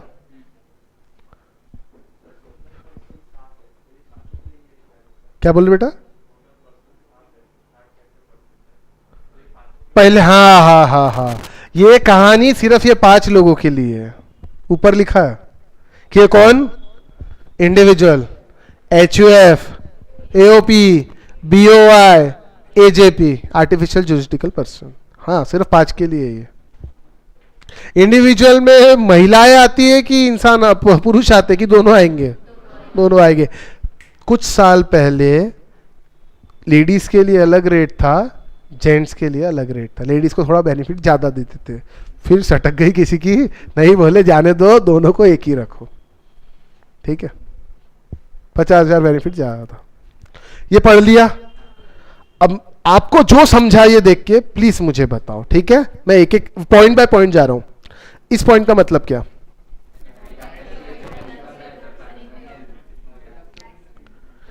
इसका मतलब क्या हो रहा है पहले और समझ लो। मैं कहता हूं अगर मेरी 2,49,999 इनकम है तो टैक्स लगेगा। 2,50,000 एक्यूरेट है तो लगेगा। हाँ बस वही, मतलब गलती क्यों नहीं किया अभी तक बेटा? क्या लिखा है? Does not exceed 2.5 lakh. नहीं तेरे लगने से नहीं होता ना। नहीं नहीं नहीं नहीं नहीं, नहीं, नहीं। मैं अभी 2,50,000 ही बोल रहा था, पूरा सुनो से। अगर डॉट 2,50,000 है तो टैक्स लगेगा क्या? ना। एक्सीड हुआ क्या? ना। 2,50,000 50 पैसे किस पे लगेगा?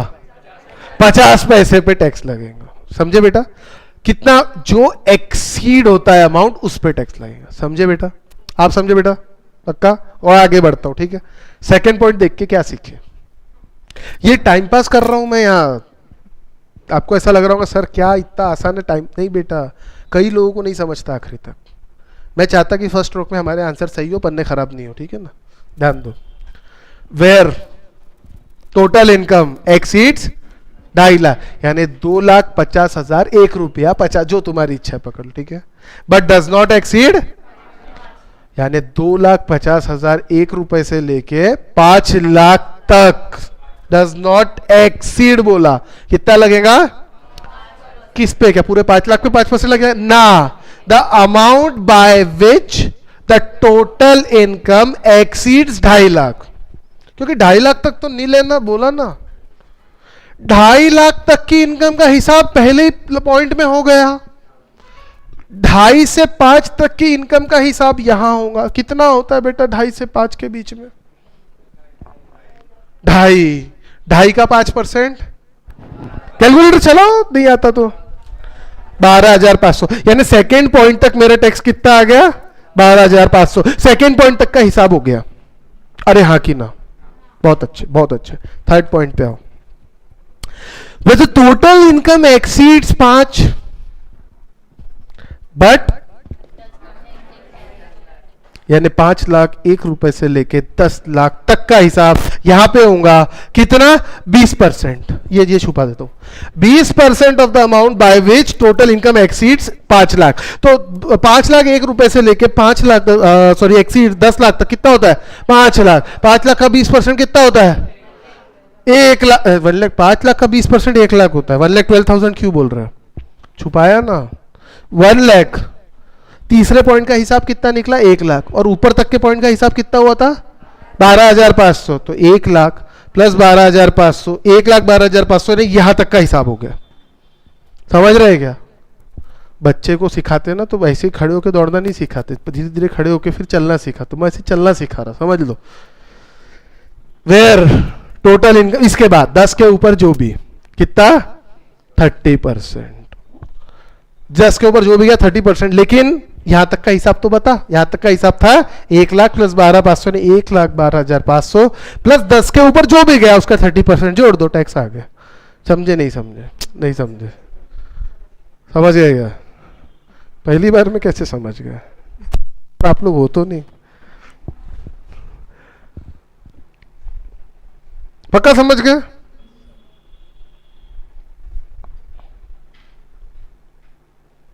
कितना टैक्स आएगा?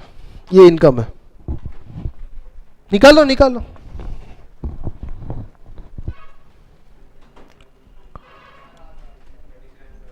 हाँ जल्दी बोल, एक मिनट एक मिनट, क्या बोला? नहीं जल्दी बोल, वापस बोल।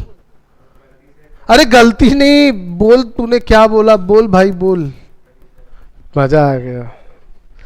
हाँ बोला ना, गलती इतना हो ही नहीं सकता गलती ना हो। कैसे? मेरी टोटल इनकम मैं बता रहा हूँ कि 49,000 है, तो 4,90,000 टैक्स 37,000 कैसे आएगा? अभी कितना आएगा बोलो फिर, टैक्स निकालो ना।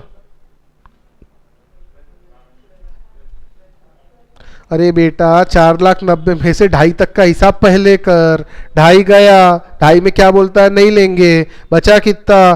240। 5 के ऊपर थोड़ी गया है, 240 पे कितना हिसाब करने का बोला? 5%। इसका 5% कितना होता? 500 नहीं, 12,000। कोई गलती हो गई? मेरी गलती है क्या? नहीं ऐसा मत करो यार तुम, यार इज्जत ले लोगे मेरी। ठीक है चलिए ठीक है, अभी से आगे चलते हैं। यहाँ पे लेकिन एक प्रॉब्लम है, पता है क्या प्रॉब्लम है? ये जो है ना इंडिविजुअल, ये 60 साल तक के लोगों के लिए है। किसके लिए? 60 साल। 60 साल के ऊपर चला गया तो क्या होगा? There is change. It is to be noted that senior, देखो हमने क्या पहले सिर्फ सीनियर सिटीजन का क्राइटेरिया रहता था पहले, है ना 3-4 साल पहले। अभी क्या हो गया, एक बुढ़े और एक ज्यादा बुढ़े दो पकड़ लिया। हाँ सही में, senior citizen, super senior citizen, एक मैन एक सुपरमैन। ठीक है, it is B noted that for a senior citizen being resident individual, ये वर्ड यहाँ रेसिडेंट आया है। अब ये रेसिडेंट नॉन रेसिडेंट क्या होता है ये मैं थोड़ा बाद में सेकेंड चैप्टर में हम पढ़ने वाले हैं, क्योंकि सेकेंड चैप्टर हमारा रेसिडेंशियल स्टेटस है। अभी के लिए आप इतना समझ लो, ये देखना समझना बेटा, यहां पे कुछ लिखा नहीं है कि रेसिडेंट होना कि नॉन रेसिडेंट होना। सही बोल रहा ना पलक? कुछ नहीं लिखा है, तो रेसिडेंट हो या नॉन रेसिडेंट हो बेटा ये हिसाब से काम होगा। लेकिन ये जो 60 साल के ऊपर का बेनिफिट है ना, ये जो बुजुर्गों का बेनिफिट मिला है, ये सिर्फ और सिर्फ रेसिडेंट को मिला है। सर रेसिडेंट मतलब क्या इंडिया में रहना चाहिए? कमाल हो गया अभिलाषा, कमाल कर दिया यार आपने। इतनी बड़ी डेफिनेशन है, पूरा चैप्टर है रेसिडेंट। ये बच्चे अगर ऐसा बोले हाँ रेसिडेंट यानी इंडिया में रहना चाहिए, तो सही बात है। क्या? हाँ इसके अलावा भी और कुछ है, उसमें अमेंडमेंट है। इस साल अमेंडमेंट हो गया, उसके अंदर 7.5 लाख रुपए का एक क्राइटेरिया और डाल दिया,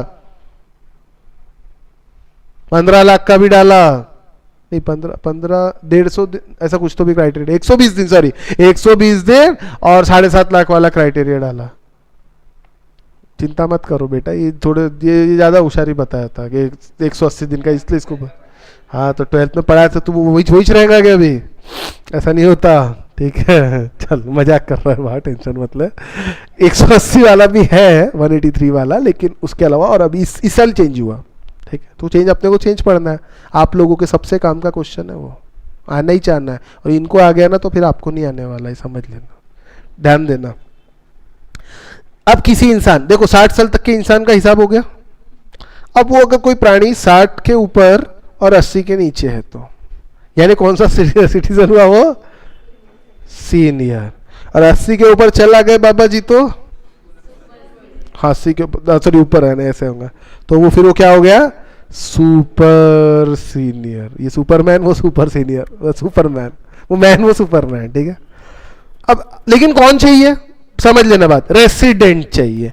यानी अगर 61 साल का नॉन रेसिडेंट है तो उसका हिसाब कहाँ होगा? वो पहले यहां सिर्फ उसी इंसान का हिसाब होगा जो 60 के ऊपर भी है और साथ में रेसिडेंट भी है। इंसान तो रेसिडेंट होता है, क्या एचयूएफ भी रेसिडेंट नॉन रेसिडेंट रहता है?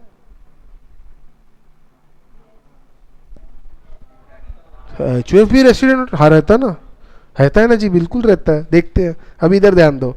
एट एनी टाइम, अब ये वर्ड बड़े काम का है, सुनो, मैं एक एक वर्ड इतना बेवकूफ नहीं हूं मैं कि इतना टाइम वेस्ट कर रहा हूं, कुछ कह रहा हूं, ये वर्ड बड़े काम का है, इसके ऊपर नोटिफिकेशन आया है, at any time during the previous year. अब यहां समस्या उत्पन्न होती है, सर मेरा बर्थडे है 31 मार्च 2000, मैं 31 मार्च को पैदा होगा, ठीक है, इस साल 60 इयर्स कंप्लीट हो जाएंगे मेरे को, यानी समझना 31 मार्च लास्ट डेट होती है फाइनेंशियल ईयर की। अरे हाँ की ना, 31 March is last date of financial year और मैं लास्ट डेट को 60 कंप्लीट हो रहा हूं। 31 मार्च को अगर आप पैदा हुए तो 30 तारीख की रात को 12 बजे आप 60 कंप्लीट हो जाएंगे ना। 30 तारीख की रात को 12 बजे आप 60 कंप्लीट। अब मेरे सवाल का जवाब दो, इस साल मैं 60 तो हो गया कंप्लीट, लेकिन लास्ट डेट को हुआ तो मुझे सीनियर मानेंगे कि नहीं मानेंगे? क्यों नहीं मानेंगे? At any time during the year, अरे रात को 12 बजे हुआ, कभी भी, भले ही एक दिन के लिए मैं सीनियर हूं, लेकिन हूं ना, एनी टाइम कभी भी हुआ मैं सीनियर, तो भी इस साल मुझे ये बेनिफिट मिलेगा। क्या बेनिफिट है सर सीनियर को?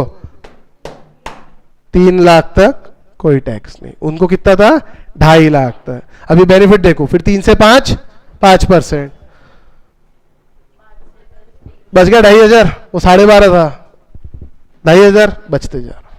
ये बेनिफिट है सीनियर को, समझे? अब इसके बाद आते हैं बूढ़े बाबा जी, 80 के ऊपर वाले। 8 अगेन 31 मार्च को 80 का हुआ, ठीक है। इसके बाद एक सवाल और पूछूंगा, जवाब देना, ठीक है। पहले ये देख लो, बाबा जी लोगों का देख लो, बूढ़े बाबा जी का बहुत बहुत बहुत फायदा दिया बेचारों को। नहीं ये नहीं दिखाऊंगा, ये मत देखना, हाँ सिर्फ ये देखो, 5 लाख तक नो टैक्स, 5 से 10 20%, 10 के ऊपर 30%। समझ में आया? यानी कि इनके कितने बच रहे हैं? 12,500। इनके कितने बच रहे हैं? 2,500। उनके कुछ बच रहे हैं क्या? ना। बोलो बेटा समझ आया क्या? अरे हाँ की ना, बहुत खुशी की बात है, समझ आया तो। नहीं आया तो और खुशी की बात। एक क्लैरिफिकेशन आया है, जरा समझ लेना बात। ये एक सेकंड, मेरी बात फिर से सुनो। मैंने आपसे अभी सवाल जो पूछा था वो मैंने क्या पूछा था? मैंने आपसे पूछा था 31 मार्च को अगर बर्थडे है तो क्या होगा? तो आपने क्या जवाब दिया था? सीनियर मान लेंगे सर उसको, क्योंकि 31 मार्च को बर्थडे मतलब वो 30 मार्च रात को 12 बजे हो गया। अरे 12 बजे दिन निकलता ना यार, बोलते ना डेट चेंज हो जाती ना। मेरा सवाल, अगर उसका बर्थडे 1 अप्रैल को है तो क्या? तो नेक्स्ट ईयर में जाएगा कि पिछले साल उसको मान लूं सीनियर? नहीं सर नेक्स्ट ईयर में देंगे ना, लेकिन जो इंसान 1 अप्रैल को पैदा हुआ है वो 31 मार्च रात को 12 बजे उतने साल का हो गया था। बोलो मानते क्या? अरे 12 बजे नेक्स्ट ईयर कैसे है? 12:01 नेक्स्ट ईयर होता है, 11:59 59 सेकेंड प्रीवियस ईयर होता है। दौड़ 12 बजे को कहां डालू, इधर की इधर? एकदम टेक्निकली अगर बात करनी है तो बिल्कुल एक एक मेरे को तो गिनना ही है, तो गिनो बैठ के चलो। अरे हाँ की ना, आप देखो ना, 12:01 यानी आगे चला गया, 11:59 59 सेकेंड इधर चला गया, डॉट 12 बजे इधर की इधर। कोई बोलेगा प्रीवियस, कोई बोलेगा आगे। गवर्नमेंट ने क्लैरिफिकेशन लाया। क्या लाया? हम क्लैरिफाई करते, तुम मत लड़ो भैया आपस में, वी आर क्लैरिफाई। बहुत इंपॉर्टेंट क्लैरिफिकेशन आया बच्चों, देखो इस क्लैरिफिकेशन को। Clarification regarding attaining prescribed age of 60 years या 80 ईयर्स। फायदा तो 60 और 80 में ही है ना, और क्या है, ठीक है।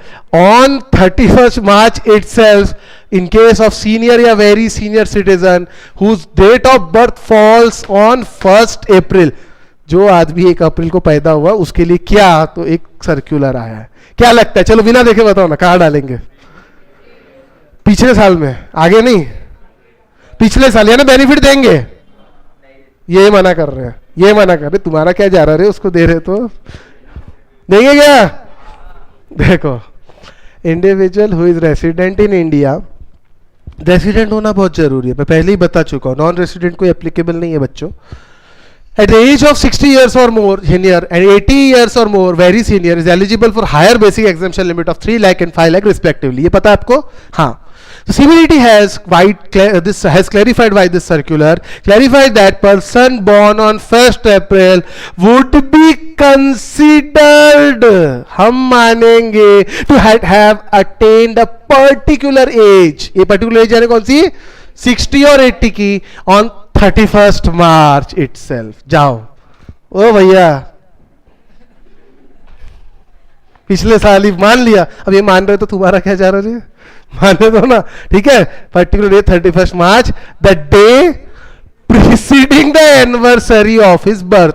बर्थ एनिवर्सरी कौन सी तारीख की है? 1 अप्रैल। हमने क्या पकड़ लिया? 31st March preceding. In particular, the question of attainment age of eligibility for being considered senior very citizen would be decided on above criteria। मतलब क्या हुआ, अगर कोई इंसान 60 तारीख को, 60th बर्थडे उसका 1 अप्रैल को है, तो हम ये मान लेंगे कि प्रीवियस ईयर 2021 में ही उसने ये एज अटेन कर लिया, and would be eligible for higher basic exemption limit. Similarly, कोई इंसान अगर 80th बर्थडे 1 अप्रैल को है, would be treated as attained age of 80 years in previous year, पिछला साल ही पकड़ लेंगे, and would be eligible for higher basic exemption limit of 5 lakhs। Clear है कि नहीं है? इसके पीछे लॉजिक गवर्नमेंट ने ये दिया, सीबीडीटी ने लॉजिक दिया कि भैया 12 बजी, मतलब हमने तो डेट मान ली ना, कि नहीं मानी, मान ली, तो अब उसको इधर डालोगे, इधर डालो तो एम्बिग्यूटी। तो एक काम करो, असेसी को बेनिफिट दो, असेसी को बेनिफिट दो, उसको उधर डालो। क्लियर है कि नहीं? अब दिया तो अपना क्या जा रहा है यार, अपन करो वैसे ही। मजा आया क्या?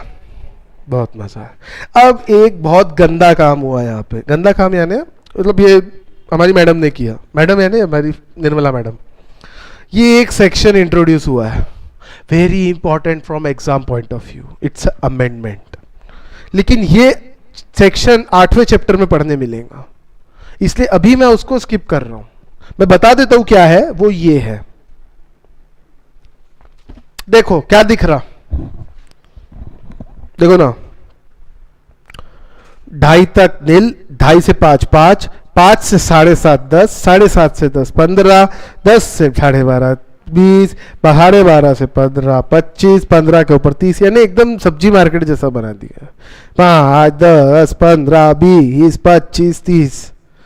और इसके ऊपर डिटेल डिस्कशन हम कब करेंगे बेटा, प्लीज चैप्टर 8। अभी के लिए इसको स्किप करो, क्योंकि अभी नहीं समझेगा, मतलब मैं समझा भी नहीं पाऊंगा, क्योंकि इसको समझाने के लिए ये सेक्शन आपको पता होना चाहिए। आपको पता होना चाहिए लीव ट्रेवल कंसेशन क्या होता, आपको पता होना चाहिए स्टैंडर्ड डिडक्शन क्या होता। ये दोनों भी आपको सैलरी हेड में पढ़ने मिलेंगे, यानी सैलरी में अभी पढ़ाने का हूं। आपको पता होना चाहिए interest on housing loan, self occupied property क्या होता, डिडक्शन अंडर चैप्टर 6 से क्या होता। ये हमारा 7th चैप्टर है, तब आप लोगों को पढ़ाऊंगा। तो ये सब पढ़ने के बाद, जैसे ATCCD TJJAA क्या होता है, ये सब पढ़ने के बाद ही आपको समझ में आएगा। दैट्स वाई ये आपको कब पढ़ने मिलेगा, ये डिटेल डिस्कशन मैंने 8th चैप्टर में डाला है, 8th चैप्टर में आपको डाला है। समझ आई बात? अरे हाँ की ना, ठीक है।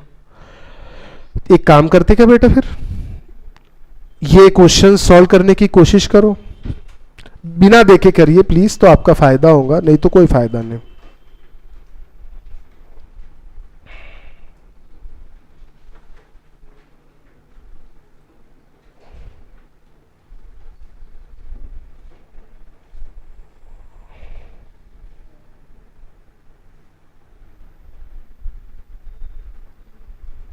सॉल्व करिए ये वाला क्वेश्चन, एक बार ट्राई करिए।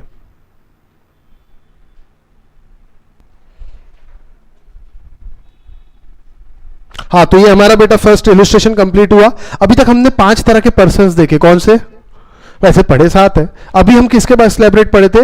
Individual, HUF, AOP, BOI, AJP, artificial juridical person. इनके बारे में मैं पढ़ चुका हूं। इसके बाद मैं 3 लोगों की और बात कर रहा हूं, firm, LLP, local authority. Firm और LLP एक ही चीज है, लोकल अथॉरिटी। इन पे कितना टैक्स लगेगा? फ्लैट 30%, कोई एग्जेम्पशन नहीं, कोई कुछ नहीं, कुछ नहीं, सीधा जितना 10 रुपए भी कमाए तो 3 रुपए ले लेने का, कोई टेंशन नहीं। कितना आसान है ना? हाँ सर, ऐसा ही होना चाहिए, है ना? कोई भी फर्म हो, कोई भी LLP हो, कोई भी लोकल अथॉरिटी हो, flat 30% on whole total income. समझे क्या? क्या समझे? 30% फ्लैट टैक्स लगेगा, ठीक है? कोऑपरेटिव सोसाइटी है तो स्लैब रेट है, देख लो, डज नॉट एक्सीड 10 लाख, यानी 10 लाख तक 10%। कम ऑन, समझो, 10 लाख तक 10%, सॉरी 10,000 तक 10%, 10,000 से 20,000 तक, ये 1,000 कहां से आया? 10,000 का 10%, ऊपर तक का हिसाब, ठीक है? 20% ऑफ अमाउंट एक्सीड्स 10,000। अब ये कितना होगा? 1,000 प्लस 2,000, ये हो जाएगा, है ना? कैसे होगा? 10,000 से लेके 20,000 तक कितना होता है? 10,000। 10,000 का 20% कितना होता है? 2,000। अरे हाँ कि ना, है ना? तो अगर 20,000 से एक्सीड हुई तो क्या होगा? 3,000 प्लस 30%। समझ रहे नहीं समझ रहे? जैसे वो स्लैब रेट थे वैसे ये स्लैब रेट। क्या समझे क्या? हाँ ठीक। अब एक चीज और, एक नोट लिखा है, cooperative society resident in India can opt for concessional rate of tax that is 25.168। 25.168 कैसे आया?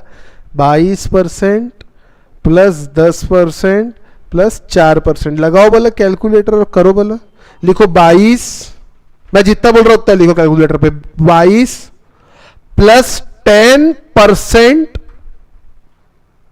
प्लस 4%, कितना आया? समझ गया? अच्छा एक काम और करते क्या, लिखो 22 प्लस 14%, 25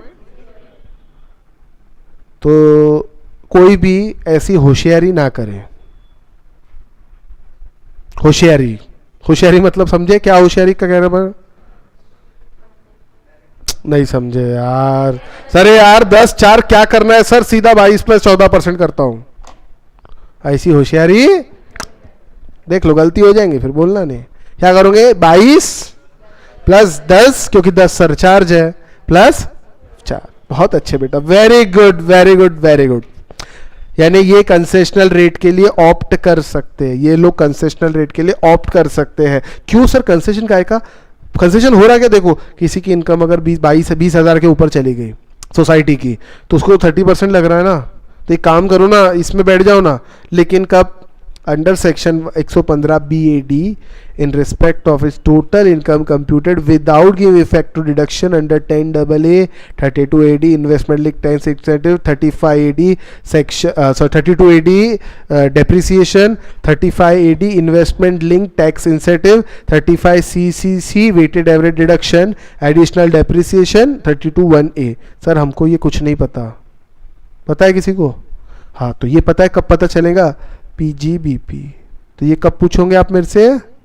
PGBP में, ठीक है। और ये और एक चीज और बता देता हूं, ये जो इसके आगे का सेक्शन है ये और ये कहां पढ़ना है? कहां पढ़ना है? फाइनल में पढ़ना। तो फाइनल के पैसे दोगे तो फाइनल में पढ़ाऊंगा, अभी नहीं पढ़ता हूं, ठीक है। मतलब इन शॉर्ट आपके काम का ये नहीं है, इससे आपका कोई वास्ता नहीं है। अरे भैया रुकना, कौन है?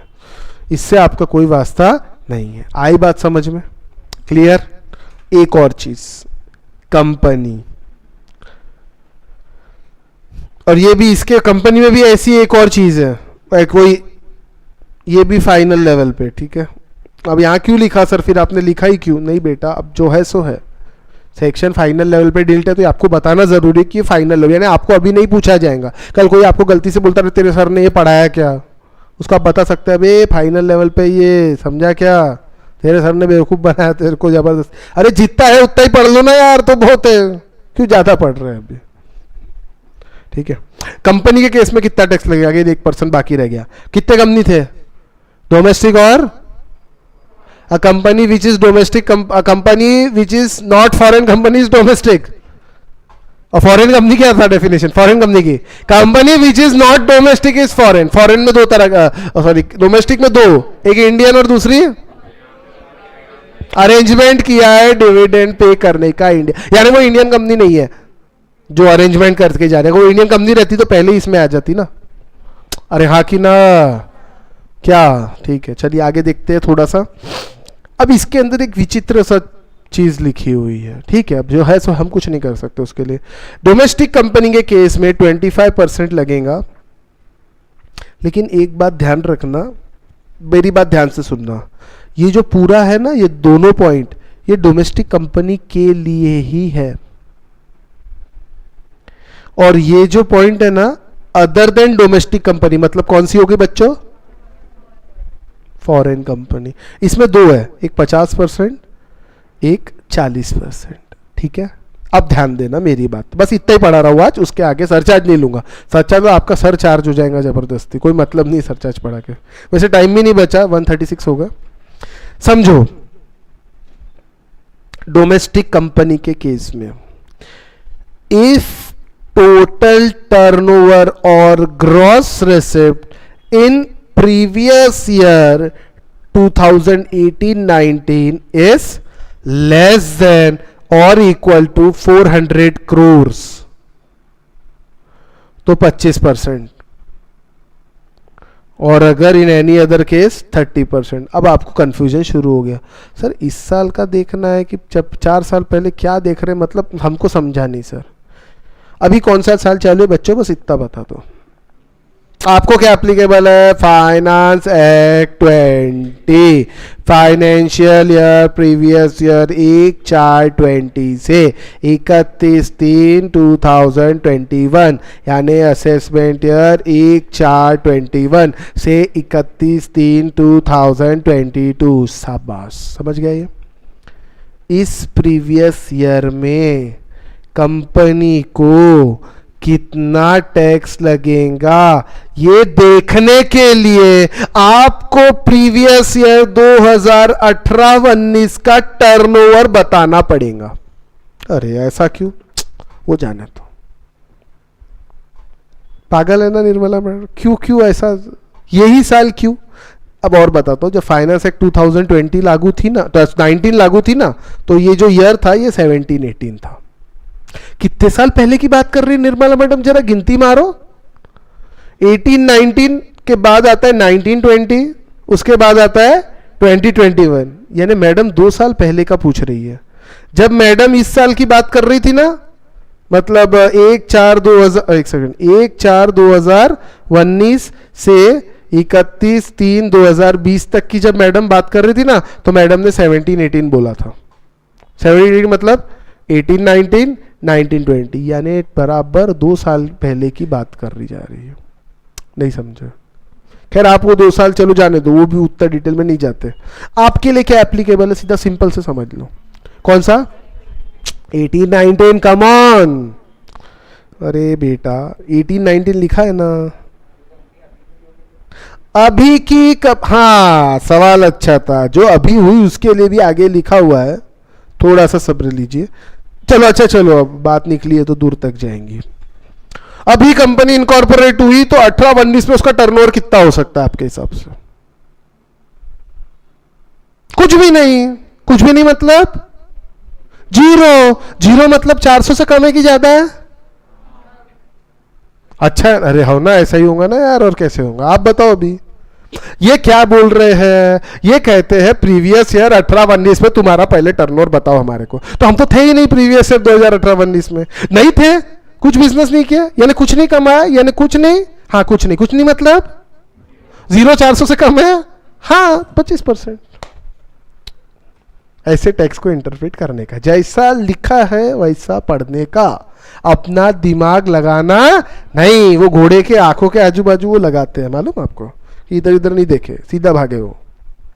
अगर सीधा भागोगे तो एग्जामिशन मिलेगा, अगर दिमाग लगाओगे तो तकलीफ में आ जाओगे, फेल होने के चांस आ जाएंगे। समझ लेना बात, दिमाग लगाना है ना, पता है कब लगाना, सीए बनने के बाद, सीए फाइनल में लगाना, जितना दिमाग लगाना है लगाना। अभी आप बहुत बेसिक लेवल पर समझे। तो क्या लिखा है बेटा, क्या लिखा है, 18-19 में 400 या उससे कम है ना, 0 है ना, तो 25%। और अगर ऐसा नहीं है, इसके अलावा और कोई भी केस रहे, इसके अलावा कोई भी केस रहे, तो कितना परसेंट, 30%। है ना, पागल है ना मैडम, जबरदस्त, कोई लॉजिक ही नहीं है। इनकम टैक्स में कई जगह लॉजिक नहीं रहते, अरे नहीं रहते लॉजिक, अरे हो ना। अब इसके पीछे एक लॉजिक मैं बता सकता हूँ, जो मैंने समझा है मैं बता सकता हूँ, लेकिन वो सही है कि नहीं ये मैं भी नहीं बता सकता। नोटबंदी कब हुई थी,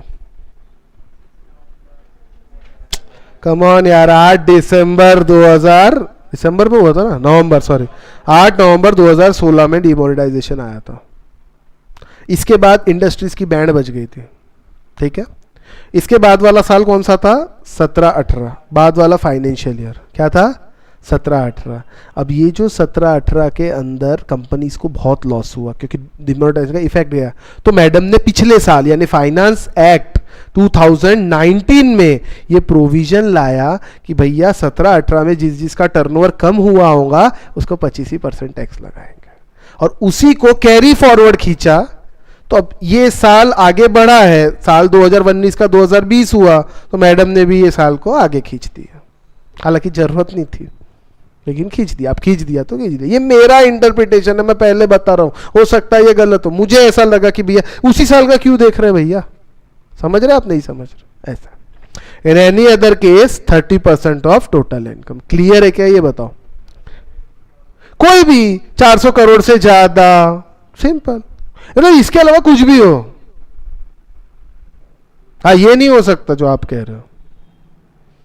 अभी एक चीज और देखना, in case of domestic manufacturing company set up and registered on or after 1/10/2019 and commences manufacture of article or thing including business of generation of electricity before 31/3/2023 exercising option under section 115 BAB 15% of income derived from incidental to manufacturing production article or thing in case of domestic company exercise option under 115 BAA 22% of total income।